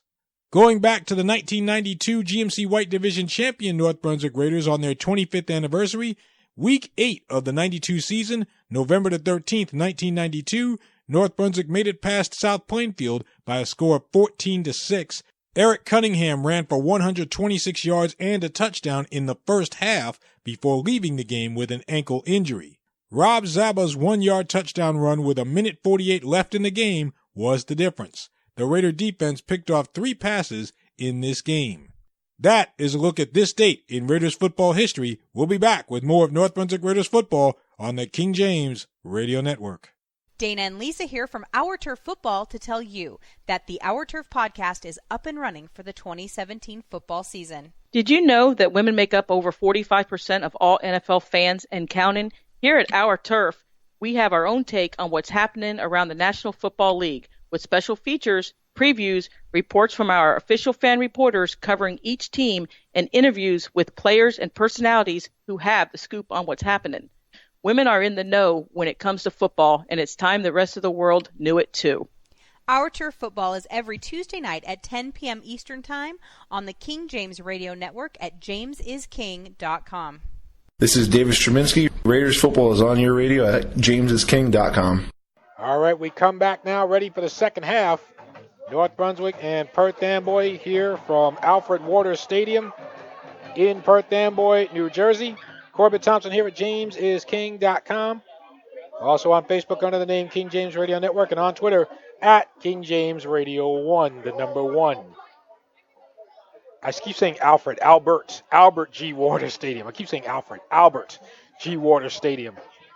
So we are tied at 14 as we get ready to start the second half. Both teams coming out for their 3-minute warm-ups before the second half. And again, the scoreboard is out. The scoreboard is not operational. So the official time for this game has been kept on the field and will continue to be kept on the field here tonight.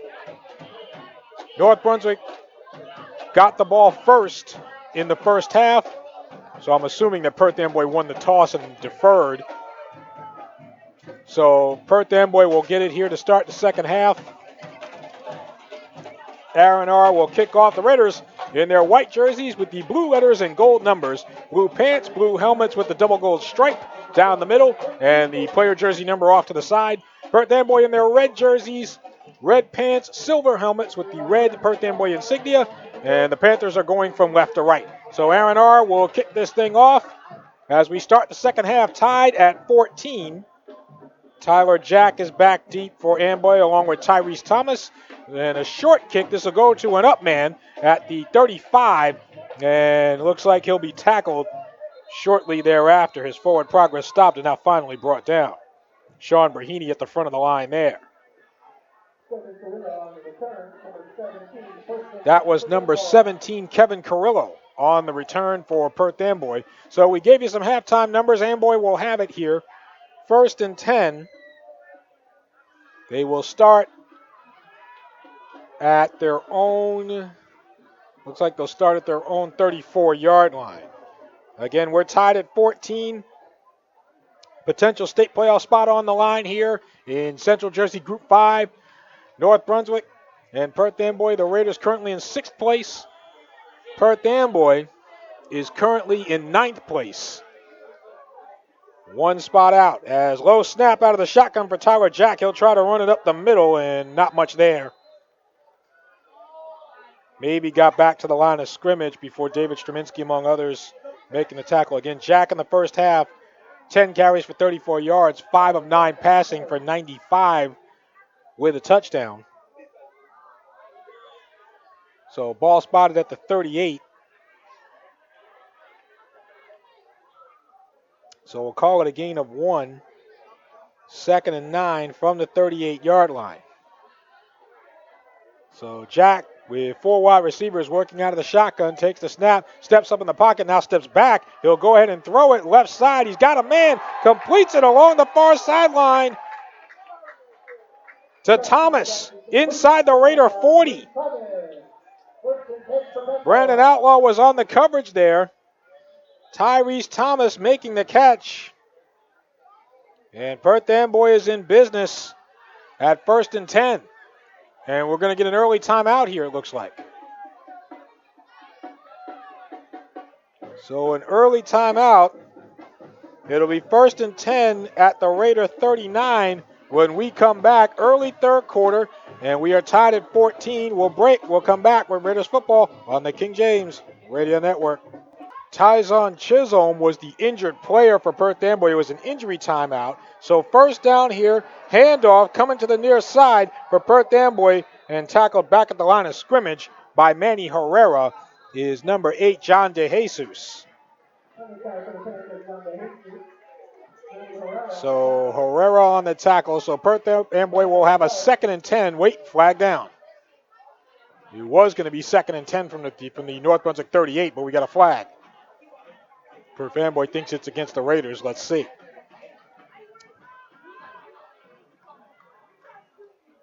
And it is indeed. It is against North Brunswick.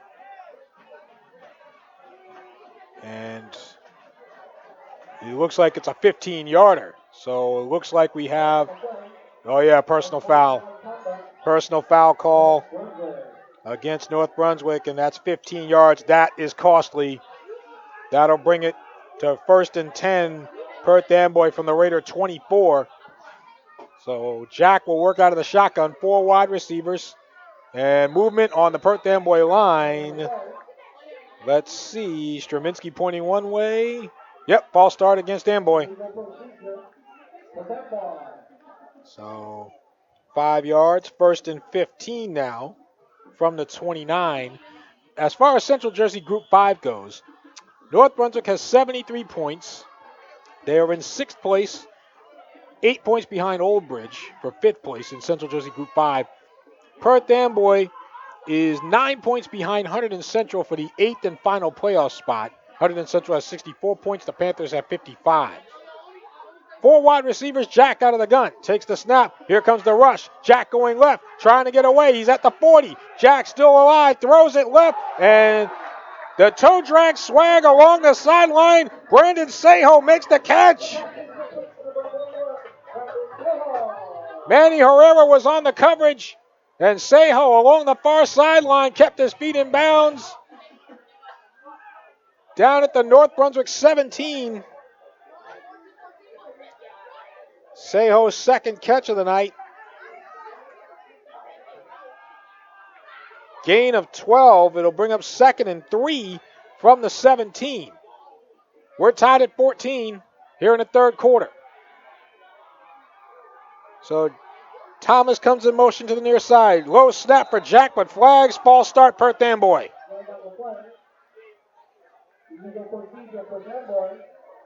And Perth Amboy, the penalties now starting to really hurt them.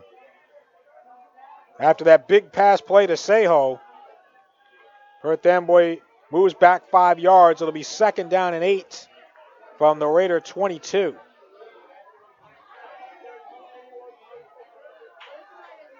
So Perth Amboy in the red zone. The Raiders, I should have their red zone numbers in front of me here, but of course I don't. It'll be 2nd and 8 from the 22. 4 wide receivers for Amboy, 2 to each side. Tyler Jack out of the shotgun with Rivera to his left, takes the snap and trying to get out of there. 20 and knocked out of bounds inside the 20 by Brandon Outlaw, it looks like.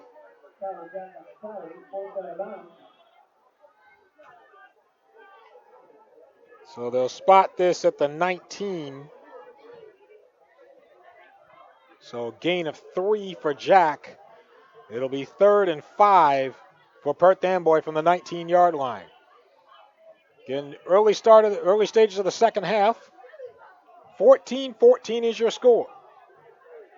3rd and 5, Perth Amboy from the North Brunswick 19. Rivera to the left of Jack. Thomas in motion to the near side. Low snap.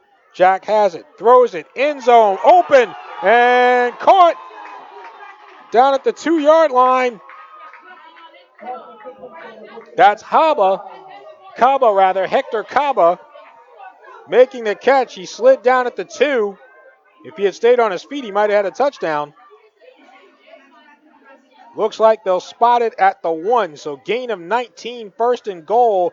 Perth Amboy from the Raider 1-yard line.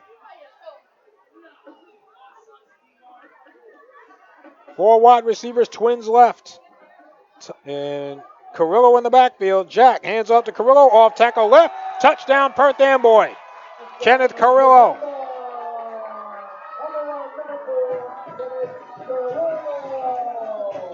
So Perth Amboy takes a 20-14 lead. Carrillo came into tonight with 20 carries, 95 yards, no touchdowns. That's his first of the year. So Eduardo Ponce will kick the extra point here with Sejo to hold. So the Panthers take the lead at 20-14. Snap, low snap. Sejo picks it up. He runs left. He's got a little room there, trying to get around the edge, and he did. Sejo on a busted snap gets the 2-point conversion. And Perth Amboy now takes an 8-point lead at 22-14. So the Raiders with some work to do, 22-14. I'd say roughly 8 minutes to go in the third quarter. We'll break. We'll come back with Raiders football on the King James Radio Network. All right, we come back. We don't have an actual time yet. We'll let you know when we do. But third quarter, roughly 8-9 minutes left in the third quarter. As Ponce with a bounce kick here, and it'll go to the 32-yard line, picked up there, brought to the 40 by Sean Brahini.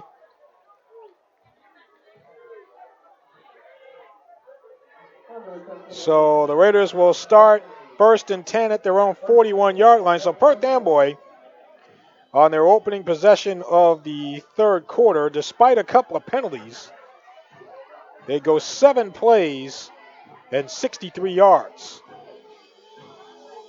So the Raiders will have it 1st and 10 from the 41. Christian Petrillo hands off here to Miles Bailey. Nope, Petrillo keeps it himself. Maybe gets a yard. That's about it. Manny Perez and David Welch on the tackle for the Raiders. So we'll see if North Brunswick continues to try to run the ball here, or do they open it up? Goes to the 38, so a gain of 3. 2nd down and 7 for North Brunswick from the 38. Perth Amboy leading it 22-14. Trips to the right here. Petrillo out of the gun, takes the snap. Quick throw in the flat to the right. Goes out to Alderman. And 35 cuts it back inside near the sideline. 30 and gets down to about the 27 before Mario Luna able to make the tackle. It'll be a Raider 1st down. So pass to Alderman there in the flat. Ball is spotted at the Perth Amboy 47. So a gain of 15. And we get an official whistle here, as Sean Brahini will check in for Manny Herrera. Mwanza Fitzpatrick lines up wide to the left on 1st and 10 from the Amboy 47.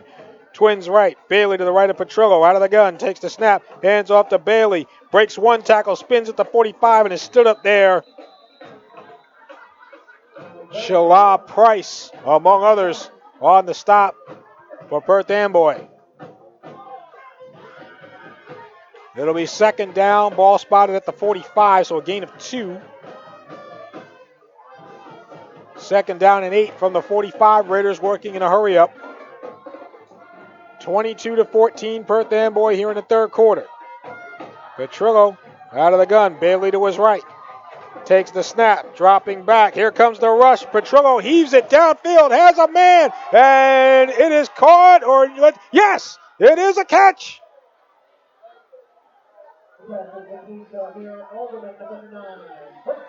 Catch made by Amir Alderman.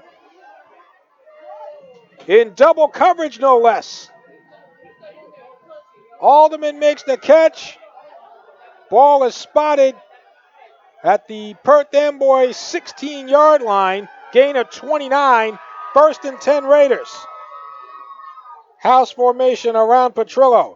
Takes the snap. Hands off to Bailey. Tries to bounce it right. Inside the 15. Gets maybe to about the 13. Looks like Perez on the stop, and it looks like we got a injury timeout here. Bailey might have. He gets up, and the referee's going to force him off the field here. Bailey came up hobbling. The Raiders cannot afford to lose him. So Bailey will come off for at least one play here. Looks like they spot it at the 13-yard line. We'll call it 2nd and 7 from the 13. Again, 22-14. Perth Amboy leads. I'd say coming up at about maybe the 7-minute mark of the 3rd quarter here.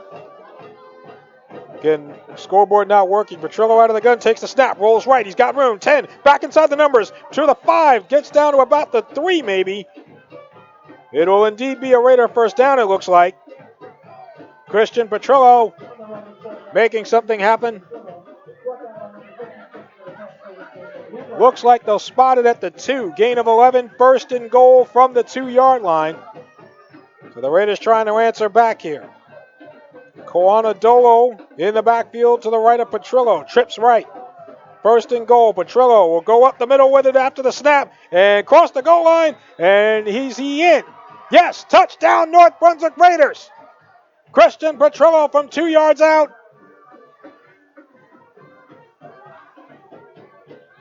It is 22-20, Perth Amboy. And we'll see if the Raiders go for 1 or 2.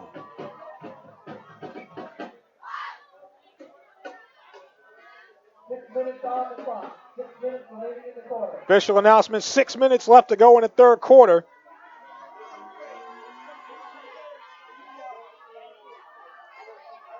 So the Raiders now down by 2, 22-20. It looks like they will go for 2 here to try to tie it. 3 wide receivers, 2 to the right. Bailey back in there. Petrillo out of the gun. Pitches to Bailey. He's got room. Right side. Trying to get around. Leaps into the end zone. Over the goal line for the 2-point conversion. Leaping over a would-be tackler.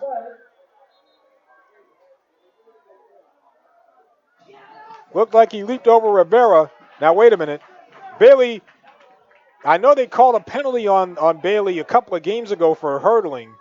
I wonder if that's what's going to happen here.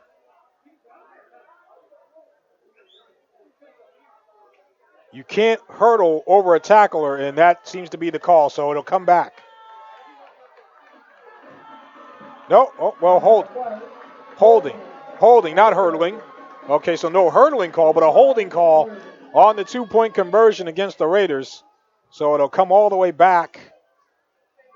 Looks like it comes back to about the 17-yard line. So a long extra point, if that's what this is. It looks like Aaron R. has come on here to try to kick a long extra point. I don't know. This is why coaches get paid the big bucks, I guess. But R is going to try an extra point. It'll be at the 22-yard line. So this will be a 32-yard extra point. Snap. Hold by Petrillo. R's kick is long enough. It is no good. Wide to the left. So the extra point misses after the penalty, which means it is still Perth Amboy 22, North Brunswick 20. 6 minutes to go here in the third quarter. We'll take a break, and we'll come back in just a moment. You're listening to North Brunswick Raiders football, and it's on the King James Radio Network. All right, we come back, and Tony Saucedo returns the ensuing kickoff to the Perth Amboy. Got it at about the 25, returned it to about the 40. So Perth Amboy will start there. 1st and 10. We get a flag down, though, so wait, hold everything. 22-20, Perth Amboy leads here in the third quarter with just under 6 minutes remaining. Personal foul called against the Raiders. That's their second one of the night. I don't know if they're just if they're just hitting guys after the play or what. But whatever it is, it's got to come to a halt. This game is too important. The referees are talking it over. But whatever's going on, it can't happen right now. You're in the second half. We get an unsportsmanlike. Yeah, so it's an unsportsmanlike, it looks like, against North Brunswick. So it'll be 15 yards, which means it'll go into North Brunswick territory. And now the referee talking to David Straminsky and Alex Rossman, two of the seniors. And again, whatever it is, it can't happen.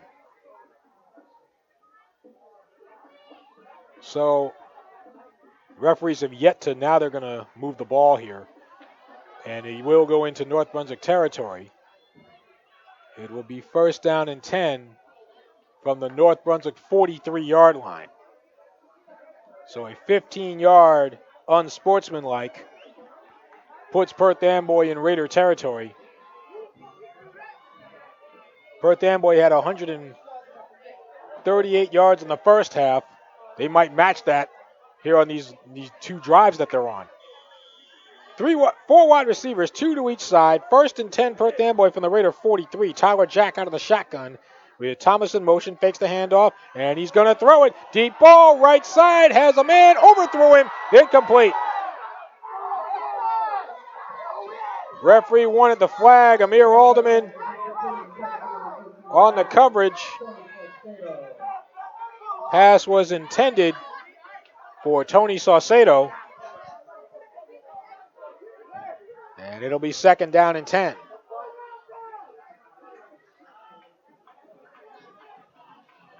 Saucedo had a step there, but Jack overthrew it. What gets lost sometimes is we talk about Tyler Jack and his elusiveness, but what's disguised in that is that he can also throw it down the field. 2 wide receivers here, Sejo and Thomas to the left. I should say 4 wide receivers. Out of the gun, and Jack takes it, and he's going to be wrapped up back in the back. No, broke 2 tackles, but he won't break that one. Boy, he is tough to bring down. Alex Rossman there, along with Samad Wingo. Tyler Jack, no joke. Loss of 2. It'll be 3rd down and 12 from the North Brunswick 45-yard line. Again, Perth Amboy leads 22-20. Seho is wide to the left. 4 wides again for Amboy. Twins right. Tyler Jack out of the shotgun here on 3rd down. Low snap and drops back, looking, trying to get out of the rush here. And that might be a holding call against Perth Amboy. Completes it to the 30-yard line. The catch made by Seho. Alderman making the tackle, and yep, it's a hold on Perth Amboy. Meanwhile, injured Raider could be Miles Bailey. Let me see. Wait, personal foul against the Raiders. And now against Amboy. Wait a minute. So we'll have to sort this out. Meanwhile, I believe Bailey is injured on the play. Kwanadolo over there to check on him. Miles Bailey, of course, in the secondary as a safety for the Raiders. Bailey is, I saw where Bailey made the trip to High Point Solutions Stadium last week to catch the Rutgers game. Rutgers in Purdue. Rutgers winning that game. So, all right, so personal foul against Amboy is the call. So that should be a first down. I'm sorry, first down. Perth Amboy has the ball. I'm sorry. That would bring it to 3rd and 27, assuming the penalty is accepted, which I would guess it would be. So they're going to bring this all the way back. Actually, the injured player coming off the field for the Raiders, I thought that was Bailey, but it's number 56, Tari Morgan, a sophomore. Athletic trainer Jackie Morrison out there to look at him. So Morgan will come off. Meanwhile, the ball is back at the Perth Amboy 40-yard line. So that personal foul call that the Raiders, gave up 15 yards on, they get it right back. It'll be 3rd and 27 for Amboy from their own 40-yard line. Trips to the right here. 4 wides for Amboy.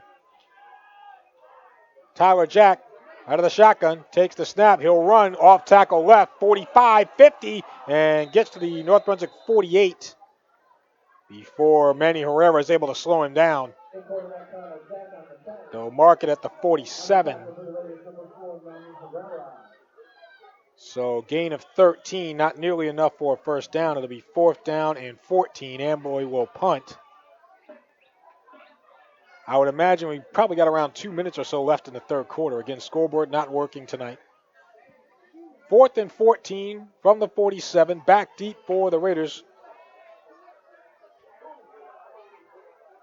is Amir Alderman.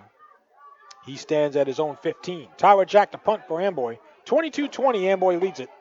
Jack gets the snap, punts it away, and Alderman will let it bounce inside the 10, inside the 5, diving at the 1, but going into the end zone. Let me see. Referee, no signal. Looks like they might mark it here at the 1.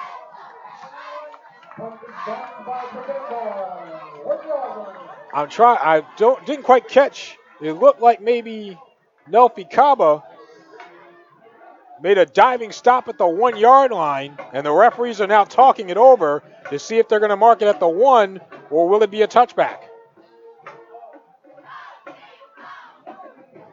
It looks like 1st and 10 North Brunswick from their own 1-yard line. So the Raiders now up against it. 3 minutes, 18 seconds to go in the third quarter. House formation. 1st and 10 from the 1. Petrillo out of the shotgun. Raiders can't afford a penalty here. Holding penalty would be a safety, I would think. Petrillo, low snap and hands off, going right. This is Bailey to the 10, just short of the 10-yard line. Stopped at about maybe the 8. Going to the right side.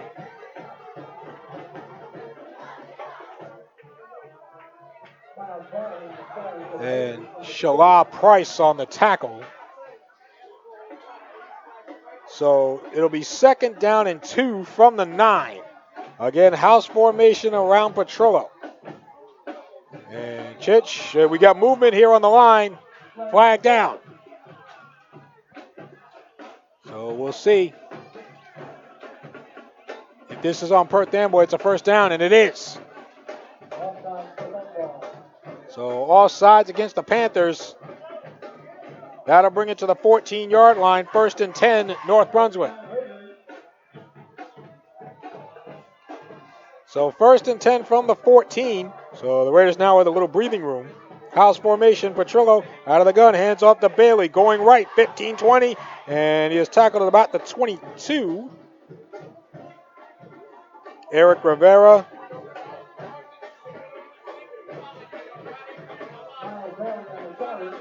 Among others on the stop, Mario Luna. 2:32 left in the third quarter. Ball spotted at the 22-yard line, gain of 8. It'll be 2nd and 2 from the 22. Raiders down 22-20. 2 wide receivers left. 2 to each side. Petrillo out of the gun and hands off to Bailey. This time up the middle. 25 dances his way to the 30, and he is tackled there. So Bailey gets a 1st down. Again, Mario Luna on the tackle. So the Raiders on the move here. 1st down and 10 from the 30-yard line. Gain of 8 on 2nd and 2. So the clock runs. I'd say we have roughly close to a minute and a half left here in the third quarter. 4 wide receivers, 2 to each side. Petrillo out of the gun and drops the handoff. Ball on the ground. It looks like the Raiders get it back. Guanadolo able to recover it. It'll be a loss of 1. So that'll bring us to 2nd and 11 from the 29. Coming up on the final minute of the third quarter. 22-20, Perth Amboy leads.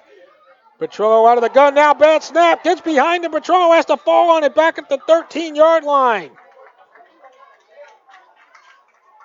Solomon Diallo in hot pursuit, and that's a big loss for the Raiders. They'll mark it back at the 15. 14-yard loss, 3rd and 25.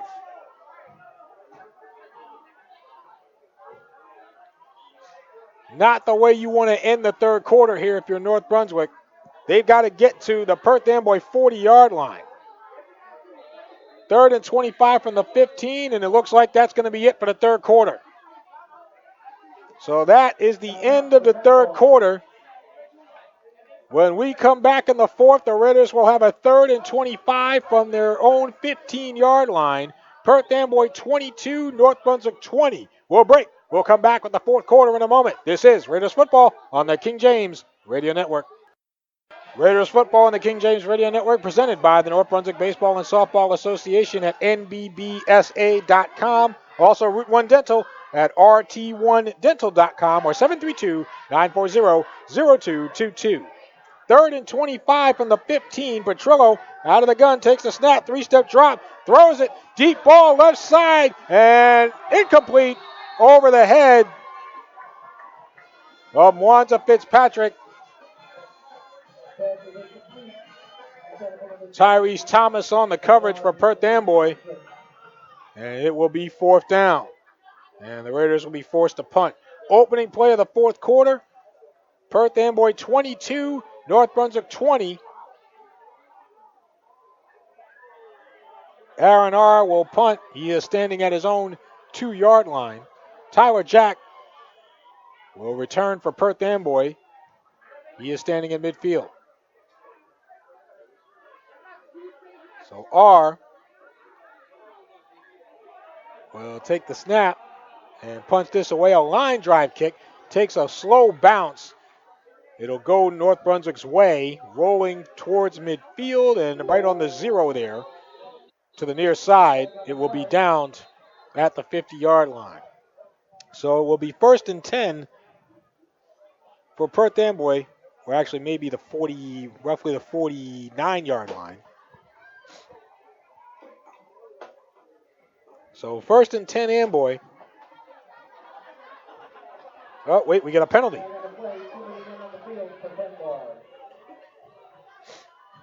So holding is the call, I believe, holding against Perth Amboy, which means the Raiders will get to kick it again here. It was 4th and 25. So apparently the hold was before the punt. So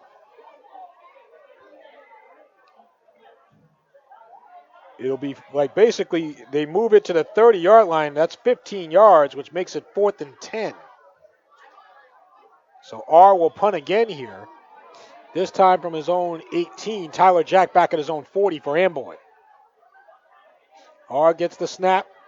This time a high kick, much better kick here from R. And this one's going to land at about the 23 and take a slight Perth Amboy bounce across the 25. So a much better punt there from Aaron R on that one, pinning Perth Amboy back towards their own 25-yard line. And the Raiders they needed that one. It'll be 1st and 10 Perth Amboy from their own opening minute of the 4th quarter here, and it looks like we got a timeout. So timeout on the field. I'll find out who called the timeout when we come back on the break. Oh, I see. That was the end of the 3rd quarter. So, again, the scoreboard's not working. So an untimed down there. All right, so an untimed down to end the 3rd quarter. So now we get to the start of the 4th. All right, so we're going to start the 4th quarter. 22-20. Perth Amboy leads by 2. We'll keep it here. 1st and 10 Amboy from their own 24-yard line.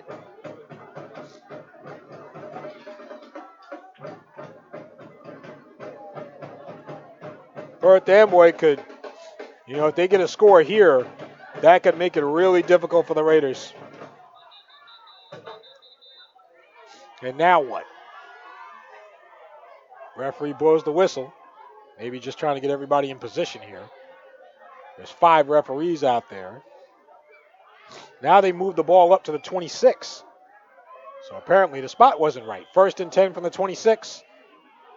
3 wide receivers, 2 to the left for Amboy. Jack out of the gun, takes the snap, hands off to Kenneth Carrillo, bouncing to the outside, and he's going to be wrapped up at the 25 near the sideline. Herrera and Dolo getting there. So Kenneth Carrillo, who is a junior. I saw him out there for the homecoming ceremonies. I think he got named the junior homecoming king. So anyway, no gain. And it'll be 2nd down and 10 here for Amboy from the 26. Again, 2 to each side for wides. And now out of the gun, Jack takes the snap, pump, fakes. He's going to be sacked. Dropped in the backfield. Strominski along with Wingo. Bingo for Wingo and a Strominski straight. Puts Perth Amboy back at the 18-yard line. So the Raiders defense coming up big. Ball back. They'll spot it at the 18. Loss of 8. 3rd and 18. Perth Amboy. Again, 4 wide receivers, 2 to each side. Carrillo to the right of Jack. Out of the gun. Jack takes the snap. 3-step drop. Scrambling.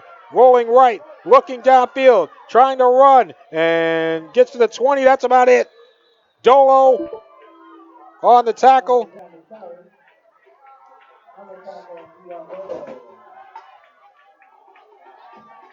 So that'll bring up fourth down. Corbett Thompson here from the King James Broadcast Center, as unfortunately, basically the laptop that I was using, kind of died on me. I didn't expect it to die as early as it did, but it did, and just momentarily at least. Luckily, I did bring my charger, so I apologize for that.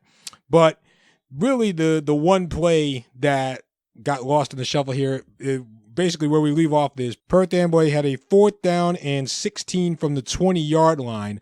Tyler Jack would punt to Amir Alderman back deep for the Raiders. Alderman caught the ball roughly at around the North Brunswick 40-yard line, and he would go down the left side, racing past tacklers, and he would take a big return all the way back inside the Perth Amboy 5-yard line down to about the 2-yard line of Perth Amboy. A huge return, a huge play in the game for senior Amir Alderman. Biggest play probably of his high school career right there. And he gets it all the way down to the Perth Amboy 2-yard line where the Raiders take over, 1st and goal from the 2-yard line. We will pick it up from there. 1st and goal from the 2-yard line. Perth Amboy 22, North Brunswick 20, 4th quarter. We got offside against Perth Amboy.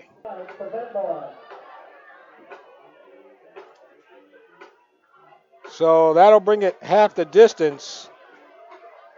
It'll be 1st and goal from the 1. So Petrillo under center. House formation. He's going to try to sneak it in. And off right tackle. He gets in. Touchdown, North Brunswick Raiders. Christian Petrillo gives the Raiders the lead at 26-22.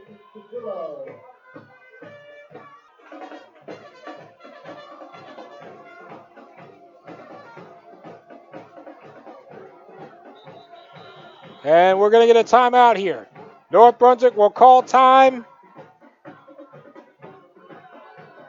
So timeout to see what the Raiders are going to do. They lead 26-22. So we'll see if they go for 2 or kick the extra point. We'll take a break. We'll come back with North Brunswick Raiders football on the King James Radio Network. We come back to Raiders football on the King James Radio Network after a big punt return from Amir Alderman, setting up a 1-yard touchdown run for Christian Petrillo. The Raiders have taken the lead here at 26-22 over Perth Amboy here in the 4th quarter. The Raiders will go for 2 to try to make it a 6-point game. Miles Bailey to the left of Petrillo. And going in motion is Alderman. Petrillo takes the snap, rolling left, looking, throws it left side, too high, incomplete in the back corner of the end zone.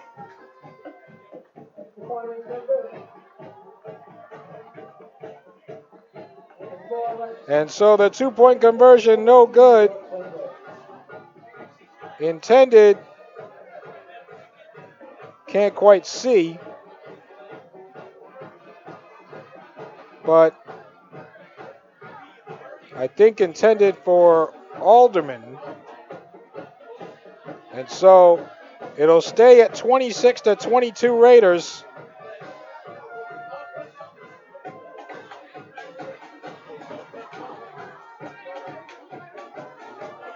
Yeah, that was intended for Herrera.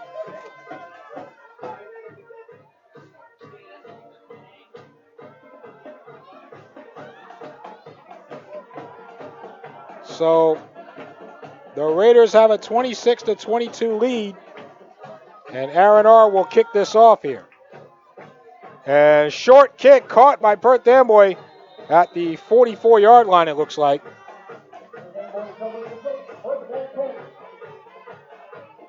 So I apologize if we lost contact with you guys. It looks like we're back online. If you missed it, Amir Alderman, Perth Amboy was forced to punt. They were forced to punt,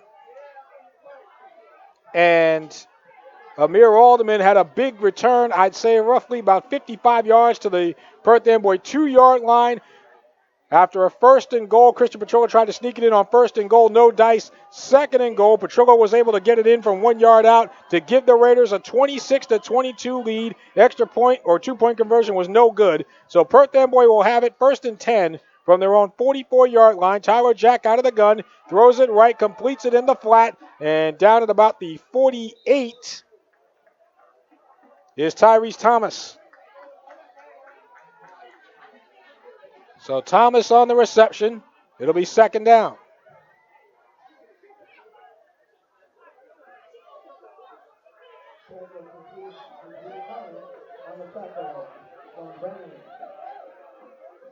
So Perth Amboy now trailing 26-22. Here in the fourth quarter again, official time kept on the field. We're about midway through the fourth quarter. So second down here, 2nd and 5 from the 48. And out of the gun, Jack rolling left, throws it left side into traffic, incomplete.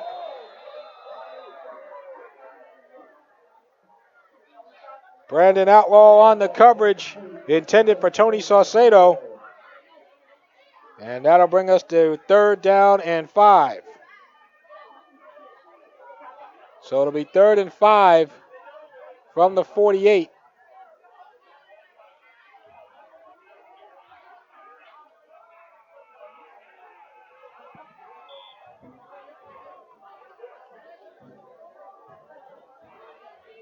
So 3rd down from the 48-yard line. Glad you're still with us. I thought I lost you guys for a minute. But 3rd and 5 from the 48. Out of the shotgun is Jack. He takes the snap, steps up in the pocket. He's going to try to run. Strominski knocks the ball loose, fumble, picked up by the Raiders. Raider ball. And G.D. Masalas picks it up and gets it to the Perth Amboy 40-yard line. Strominski made the tackle. Masalas picks it up. Turnover, and the Raiders have it. G.D. Masalas.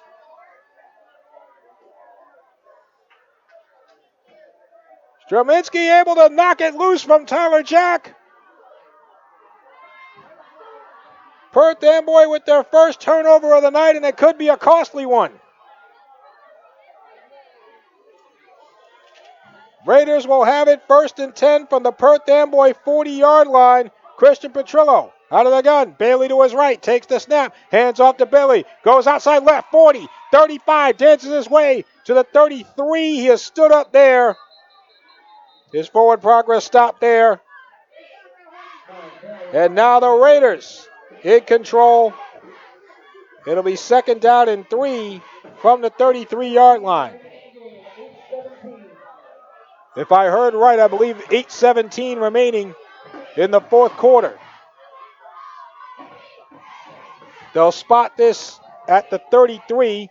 I'm just going to double check here. I believe I heard 8:17. All right, 8:17 left in the fourth.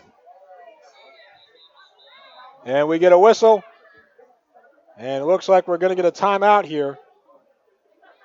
And I believe this is an injury timeout. I see someone down over at the Raiders sideline. Can't quite make out who it is. But we'll have an injury timeout here with 8:17 remaining in the fourth quarter. North Brunswick 26 and Perth Amboy 22. So we'll take a break here and we'll come back in just a moment. This is Raiders football on the King James Radio Network. All right, we come back off the injury. I didn't quite catch who it was, but apparently they walked off on their own. It was a Raider, I know that. But it'll be 2nd and 3 North Brunswick from the Perth Amboy 33-yard line. North Brunswick 26, Perth Amboy 22. Christian Petrillo out of the gun, takes the snap, hands off to Bailey. Bailey maybe, or Quanadolo rather. And Dolo maybe got a yard before he was driven back. Helping out there was Shala Price. And so the Raiders find themselves with the ball at the gain of 1. It'll be 3rd and 2 from the 32-yard line. So the Raiders will try to keep it moving here. Under 8 minutes to go in the fourth. North Brunswick 26, Perth Amboy 22. Sean Brahini lined up as a tight end to the right. Dolo to the left of Petrillo. That might have been Bailey that was shaken up because he's not in there. Petrillo out of the gun, takes the snap and fakes the handoff to Dolo. Goes up the middle, has a first down. Petrillo crosses the 30 to about the Perth Amboy 28. Another big third down conversion for Christian Petrillo. Gain of 3 on 3rd and 2. They'll spot it at the 29. First down and 10. So the Raiders trying to keep that clock moving. Perth Amboy, of course, has all 3 of their timeouts still. It'll be first and 10 from the 29-yard line. House formation around Petrillo. First and 10 from the 29. Bailey back there and takes the snap, hands off to Bailey, does Petrillo, crosses the 25. Perth Amboy going for the strip there. Jacob Luna on the stop.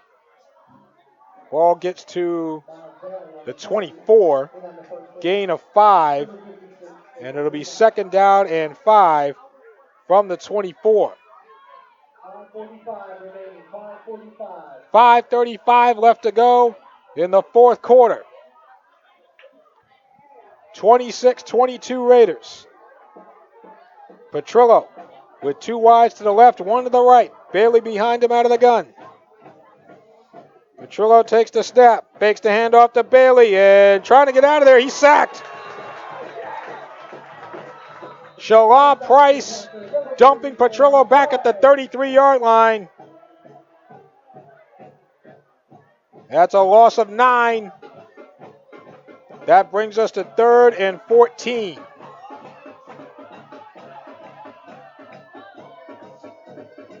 So decision time here for the Raiders. And it looks like we got a timeout. So timeout, probably North Brunswick will break. And we'll come back in a moment with Raiders football on the King James Radio Network.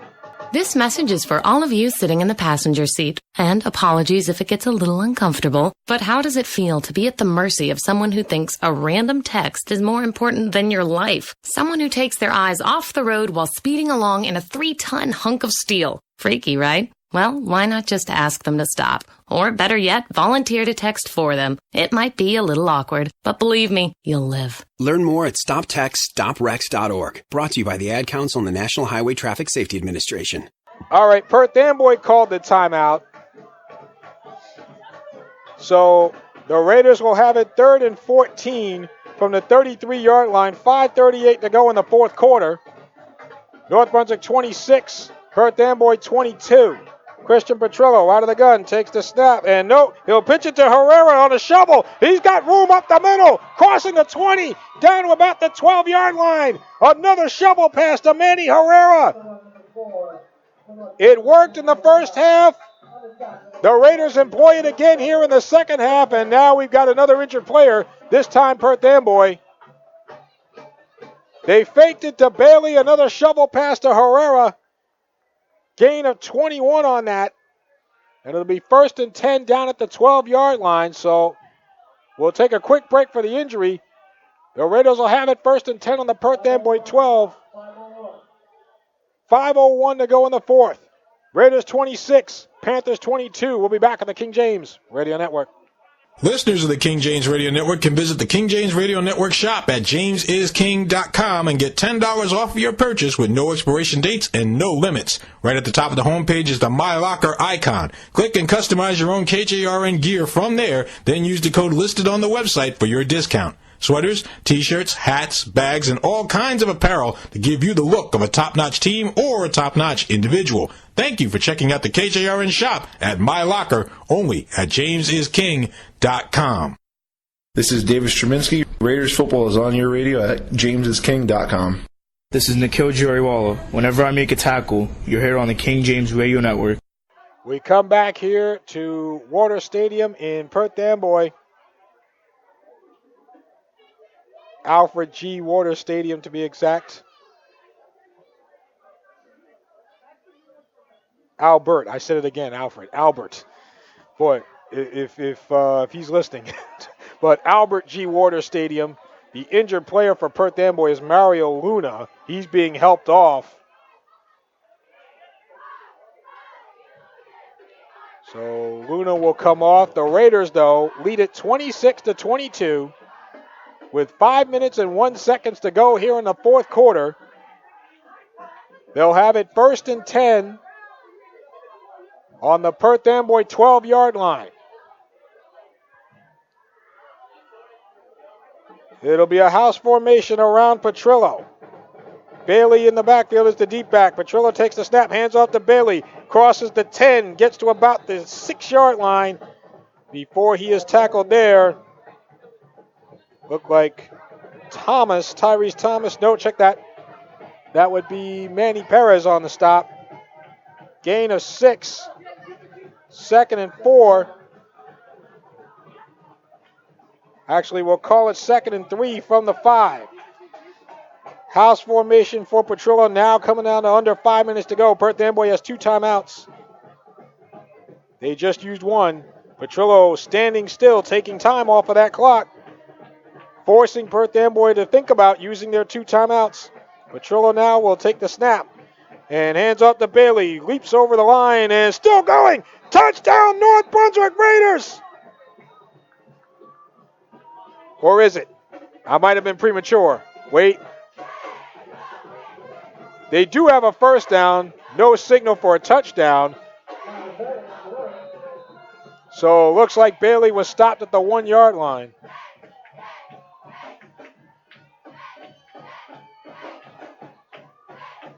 I thought he got in, but he is stopped at the 1. It is a first down. 1st and goal. 1st and goal from the 1. Coming up on 4 minutes to go in the fourth. 26-22 Raiders. They can put it away right here. Petrillo will work under center. House formation behind him. Goal line stand for Amboy. Petrillo under center. Takes the snap. Sneaks it in. Touchdown, North Brunswick Raiders. It's 6 for Chich. An insurance score for the Raiders. And they lead it 32-22 here in the fourth quarter. Christian Petrillo coming back from that bad ankle. 3 touchdowns on the ground for Chich. Gives the Raiders a 10-point lead. Aaron R. will come on for the extra point. Snap. Petrillo holds. R's kick. And it looks like it is good.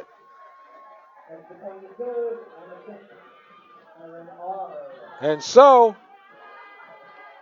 we've got roughly 3 minutes and change left in this game. North Brunswick 32, Perth Amboy 22. We'll take a break. We'll come back in a moment with North Brunswick Raiders football on the King James Radio Network. We come back here to Raiders football on the King James Radio Network. And so Aaron R. will kick off. The Raiders up 33-22. It'll go to the up man here at the 33. I believe that's Perez. And crosses the 35 and gets hammered at about the 37. Quanadolo right there. Perez slow to get up. So Perth Amboy now down by 2 scores. We'll have it 1st and 10 at the 36-yard line. With roughly 3 minutes to go in the fourth quarter.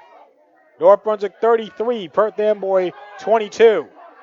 So Amboy, this is probably their last stand. They've got 2 timeouts.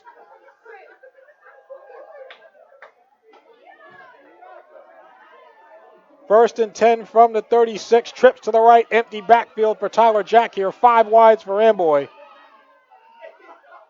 They need a quick score in the worst way. Jack, low snap. He'll run it himself. 35-40, and he is stopped there. Brandon Outlaw, among others, Herrera. So, interesting there. Perth Amboy will have to run a hurry up. Ball spotted at the 40. Gain of 4, 2nd and 6. 2 wide receivers Well, trips to the right, 2 wides left. Again, 5 wides for Amboy, empty backfield. Jack out of the gun, rolling right, throws it right, completes it, 45, 50, and dumped near the far sideline. Brahini there, past a Welch complete. But he's still inbound, so the clock will continue to run. Ball spotted at the Raider 48, gain of 12. 2:35 remaining in the fourth. First and 10 from the 48. Perth Amboy as Welch hobbling to his spot in the slot. And Jack takes the snap. He'll try to run. And he is tackled back at the 48.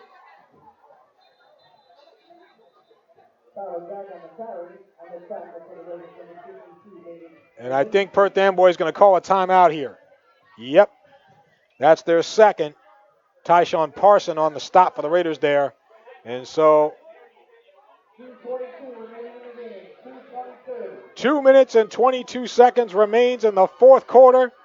North Brunswick 33, Perth Amboy 32. The Raiders are 2:22 away from realizing their goal at the beginning of this season. A one-win team last year. It seemed like very little to nothing went right.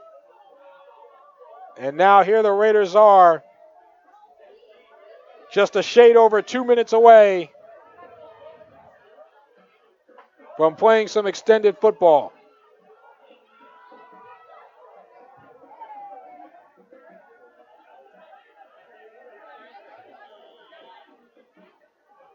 So we'll see if the Raiders can finish it. As Jack out of the gun takes the snap and looks, throws it over the middle and incomplete.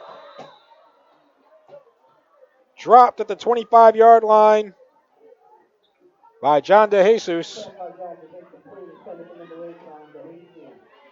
And Perth Amboy has had some drops tonight. It'll be second down and 10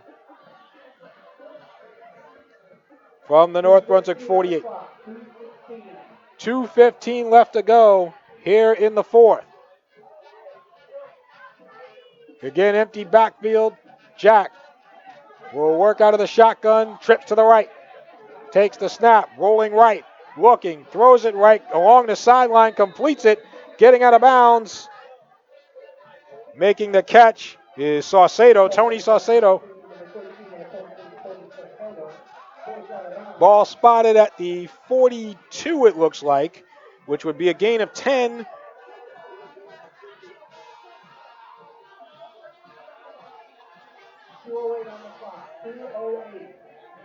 We'll call it, they got to get to the 38, so it looks like it's a 3rd and 4.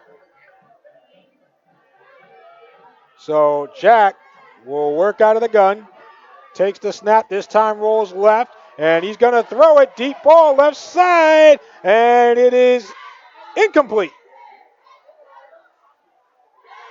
Seho was the intended receiver, Brandon Outlaw on the coverage, and it comes down to 4th down and 4 for the Panthers from the Raider 42-yard line. Or was that 4th down? The down marker says first down. So it looks like the Raiders will get it back on downs.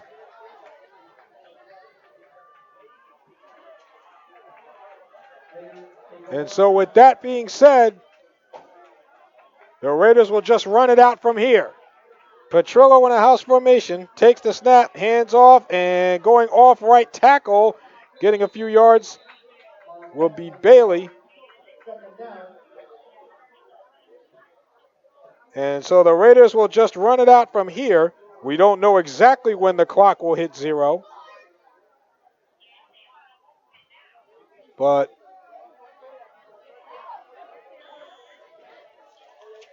the Raiders will take their time here. 1:30 left to go. It'll be second down from the 46, so 2nd and 4, house formation around Petrillo. Petrillo taking his time, letting that clock run. Perth Amboy is not going to stop it. And now Petrillo's ready. Out of the gun. Takes the snap. Hands off to Bailey. He goes left. 45-50. Around the left side of the 40. 35-30. Tackled inside the 30-yard line. And that will be your icing on the cake, ladies and gentlemen. Miles Bailey and a flag at the end of the play. And it looks like we got a little push and shove action here. But the referee's quickly in to break that up. But a flag at the end here.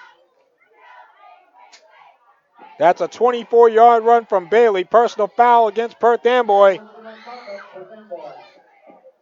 And so that, again, the icing's already on the cake, so that will just put the whipped cream on it. And the North Brunswick Raiders, after going 1-9 last season, it looks like they're going to be going to the state playoffs for the first time since 2011. The Raiders will win their 5th straight game. They defeat Perth Amboy for the 9th straight time. It'll be first down and 10 from the 15, but I think there's not that much time left. I think they can just do a victory formation here, and that'll do it.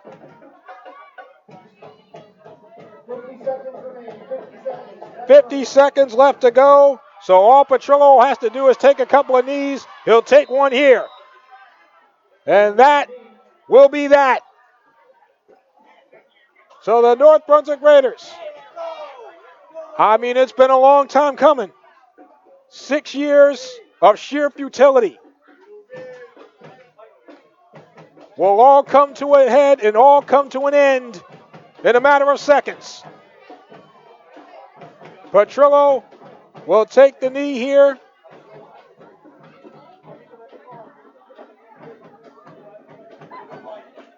He'll take his time, let as much time run off as possible. And now takes the snap, takes the knee, and that will do it. Officially, the clock is at 0. The refs have signaled the end of this game, which means this game is over. And the North Brunswick Raiders, the Gatorade bath from Mike Sipot. The Raiders have won 5 straight games. And looks like they're heading to the Central Jersey Group 5 playoffs for the first time in program history since being in Central Jersey Group 5 back in 2012. So for the first time ever, they'll be in Central Jersey Group 5 in the state playoffs. The first time since 2011 that they will make the state playoffs, period. And the North Brunswick Raiders defeat the Perth Amboy Panthers by a score of 33-22 in Perth Amboy.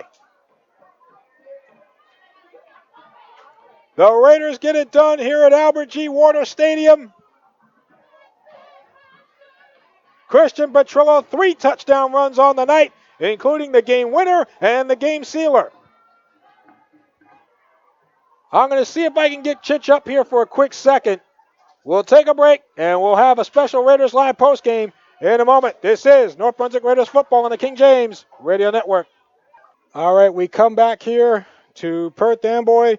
We come back here to Albert G. Warner Stadium here in Perth Amboy, where the Raiders have won their 5th straight game, 33-22 over the Perth Amboy Panthers. And I can't even talk. I was down at the field making sure. We're going to see if we can get Christian Petrillo up here in just a moment. 3 touchdowns for Chich tonight on the ground. And a heroic effort from Chich and the rest of the Raiders. Miles Bailey crosses the 1,000-yard mark for the season. So you have that. And, North Brunswick, it didn't look good, at certain parts in the second half. But, the Raiders, they get it done. And the Sipot era, there's some of the North Brunswick people that were here chanting Sipot era. And so the Raiders are on their way to the state playoffs for the first time since 2011. 33-22 winners here over Perth Amboy. We're just going to see if we can get Chich up here for a couple of minutes before the guys head back on the bus back to North Brunswick. But Perth Amboy actually scored first in this game. They took a 6-0 lead when Tyler Jack would throw a touchdown pass to Brandon Seho for 42 yards. That would put Perth Amboy on the board at 6-0. But then the Raiders came back. Christian Petrillo with the first of his 3 touchdowns, a 33-yard run to make it 7-6 with the extra point. And then North Brunswick would extend that lead later on in the first half. In the second quarter, Chich would hit Kwana Dolo on a 5-yard touchdown pass to make it 14-6. And Perth Amboy would, let's see, I'm just getting my bearings straight here. Perth Amboy would come back towards the end of the half. Manny Perez would put in a touchdown to get it to 14-13. And that's where it would be at the half. And so, North Brunswick really, like I said, in the second half, you were a little worried. You were a little worried about, where things were going, in that second half. But, it was 14-14, excuse me. Perth Amboy went for 2, so they tied it. 14-14, excuse me. 14-14 at half. But then, third quarter, the Raiders, turned it up offensively. So I'm just waiting for Chich to come here. Hopefully, the folks at Perth Amboy, bear with me a little bit here. But, third quarter with 6 minutes left in the third, Petrillo would punch it in from 2 yards out.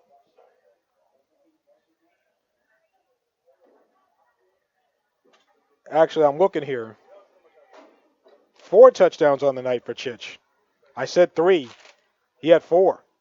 Here he comes now. He's on his way up here. But he had 4 touchdowns tonight. So, Christopher Petrillo really, 4 of the 5 touchdowns for the Raiders as they win it 33-22. Chich bailing me out here, saving me from myself. But we'll have Chich come up here in just a second. And, like I said, it's been 6 years. I see Chich has the game ball with him. And like I said, it's been a long time coming. When you think about, 1-9 last year, the 2-8s and the 1-9s that the Raiders have gone through, to now get to this point where the Raiders are once again not only relevant in the GMC, but have moved up to that upper crust. So I'll hand Chich the headset here. He knows the drill by now. I don't have to. But to make it now to the upper echelon of the GMC and now, be a state playoff team. So junior quarterback Christian Petrillo with his 4 touchdowns in the game ball joining us here tonight. Take me through the first touchdown, 33 yards. Take me through that play. Well, the first touchdown, it was an option play, and we ran it twice before that one touchdown. And I saw the defensive end crashing every single time we did it, so I took the advantage to it and I scored.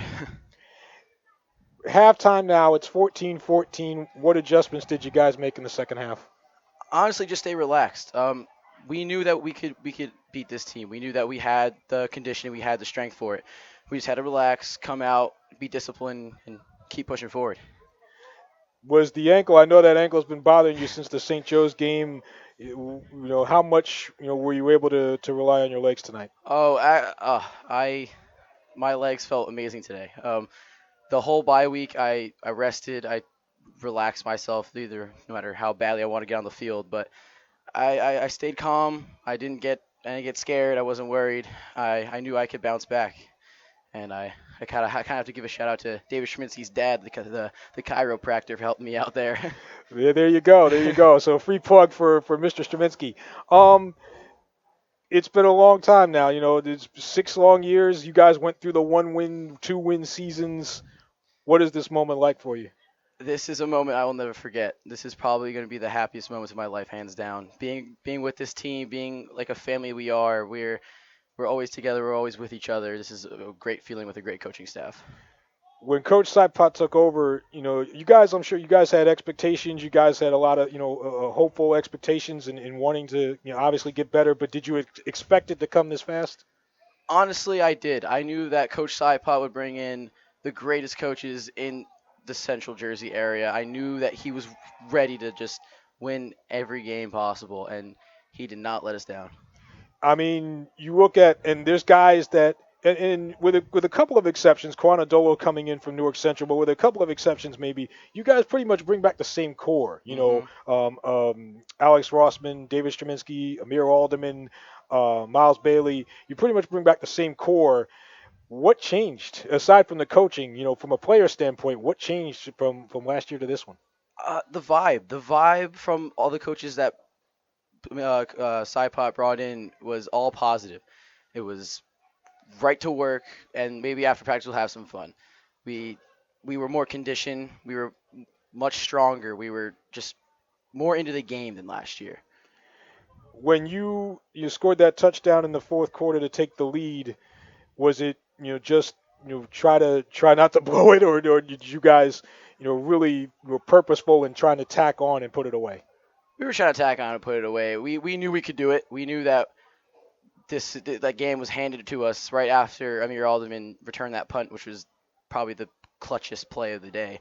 And we knew that we could find a way in there, and we did. You got the turnover there. I believe that was Straminsky that got the hit, and G.D. Marcellus recovering. The fumble there. How big was that? That right when I saw that happen, I said to myself, "That's a momentum shift." I knew we had it right after that play. I knew that we were hyped after that play. I knew we weren't going to stop getting excited, and it was a momentum. It was huge. Two more for Christian Petrollo. I see the guys are waiting for you. What your season? It's 4 touchdowns. I mean, you can't top that. I don't think, but you never know. But what was this just a night where you just had to you knew you had to turn it up another level? No, I've had personally there's been ups and downs in this year with like my ankle, but I didn't worry about it. I mean, I don't really know. well, like I said, 4 touchdowns. No problem with the ankle. My last one. What now that you wait to see kind of where you end up in a couple of weeks. You got senior night next week against Woodbridge, so and I know Coach Saipot, he's already thinking about Woodbridge. What's the mindset now for the next week? Mindset now is get right at it, get right back to what we're doing. It's doing the same thing we've been doing. Stay conditioned. He just said right after, he's like, "Hey, you guys are running on Saturday." We're going right at it. We're forgetting it. We're gonna watch the film. We're gonna say good job, clap about it, and we're gonna go right back to Woodbridge week. Junior quarterback Christian Petrollo again joining us here as the Raiders, get themselves into the state playoffs. And now, a coach was telling me that if you guys win next week, you get a home game. So how important will that be? That'd be pretty big, and that would be another great memory that these seniors and the younger underclassmen will never forget. And I'd love that. Say hi to Dean for me, and Blair as well. So Christian Petrollo again joining us after a 4-touchdown night here for the Raiders. They win it 33-22 over Perth Amboy. Chich, thanks a lot. Thank you. I'm shaking the right hand. I don't want to touch the left hand. Good luck to you guys. All right. Thank you. Yep, you got it, Christian Petrollo. And again, the big night for him, and of course Miles Bailey crosses over the 1,000-yard mark as well for the season, and it's 33-22. The Raiders win it over Perth Amboy, and so, I tell you what a difference a year makes, right? So you get the big play there from Amir Alderman. Chich talked about that, the big punt return from Alderman. And, Amir Alderman really came up big defensively this year for the Raiders, but also right there on special teams. Aaron R. with a big punt inside the 20. Just a team win tonight. If you are the North Brunswick Raiders. And so my thanks to Christian Petrollo, my thanks to head coach Mike Saipot and his staff. And so with that being said, the Raiders make the state playoffs for the first time ever under a first-year head coach. And, Mike Saipot doing that. None of the other 5 coaches in Raiders history have taken their team to the state playoffs in their first year. Mike Saipot has done that. So my thanks to Neftali Cardona, athletic director here at Perth Amboy. I think the guys are ready to give me the boot here, so I'm going to sign off. And but our next broadcast, Raiders football on the King James Radio Network, we'll be back at Steve Lebor Field next Friday night, November the 3rd, when the Raiders take on the Woodbridge Barons on senior night. Game time is at 7 p.m. Raiders Live will be at a special start time of 6:15 for senior night. We're going to carry the senior night festivities, so Raiders Live at 6:15 p.m. All right, so the Raiders look like they're in the state playoffs. They win it 33-22 over Perth Amboy. My thanks to Mike Elko for joining us at halftime. So until next Friday, this is Corbett Thompson saying goodbye, Godspeed. We thank you for listening here to North Brunswick Raiders football on the King James Radio Network from Albert G. Waters Stadium in Perth Amboy. The North Brunswick Raiders 33, the Perth Amboy Panthers 22. Raiders are in. They will play in November in the state playoffs. You folks, have a good night.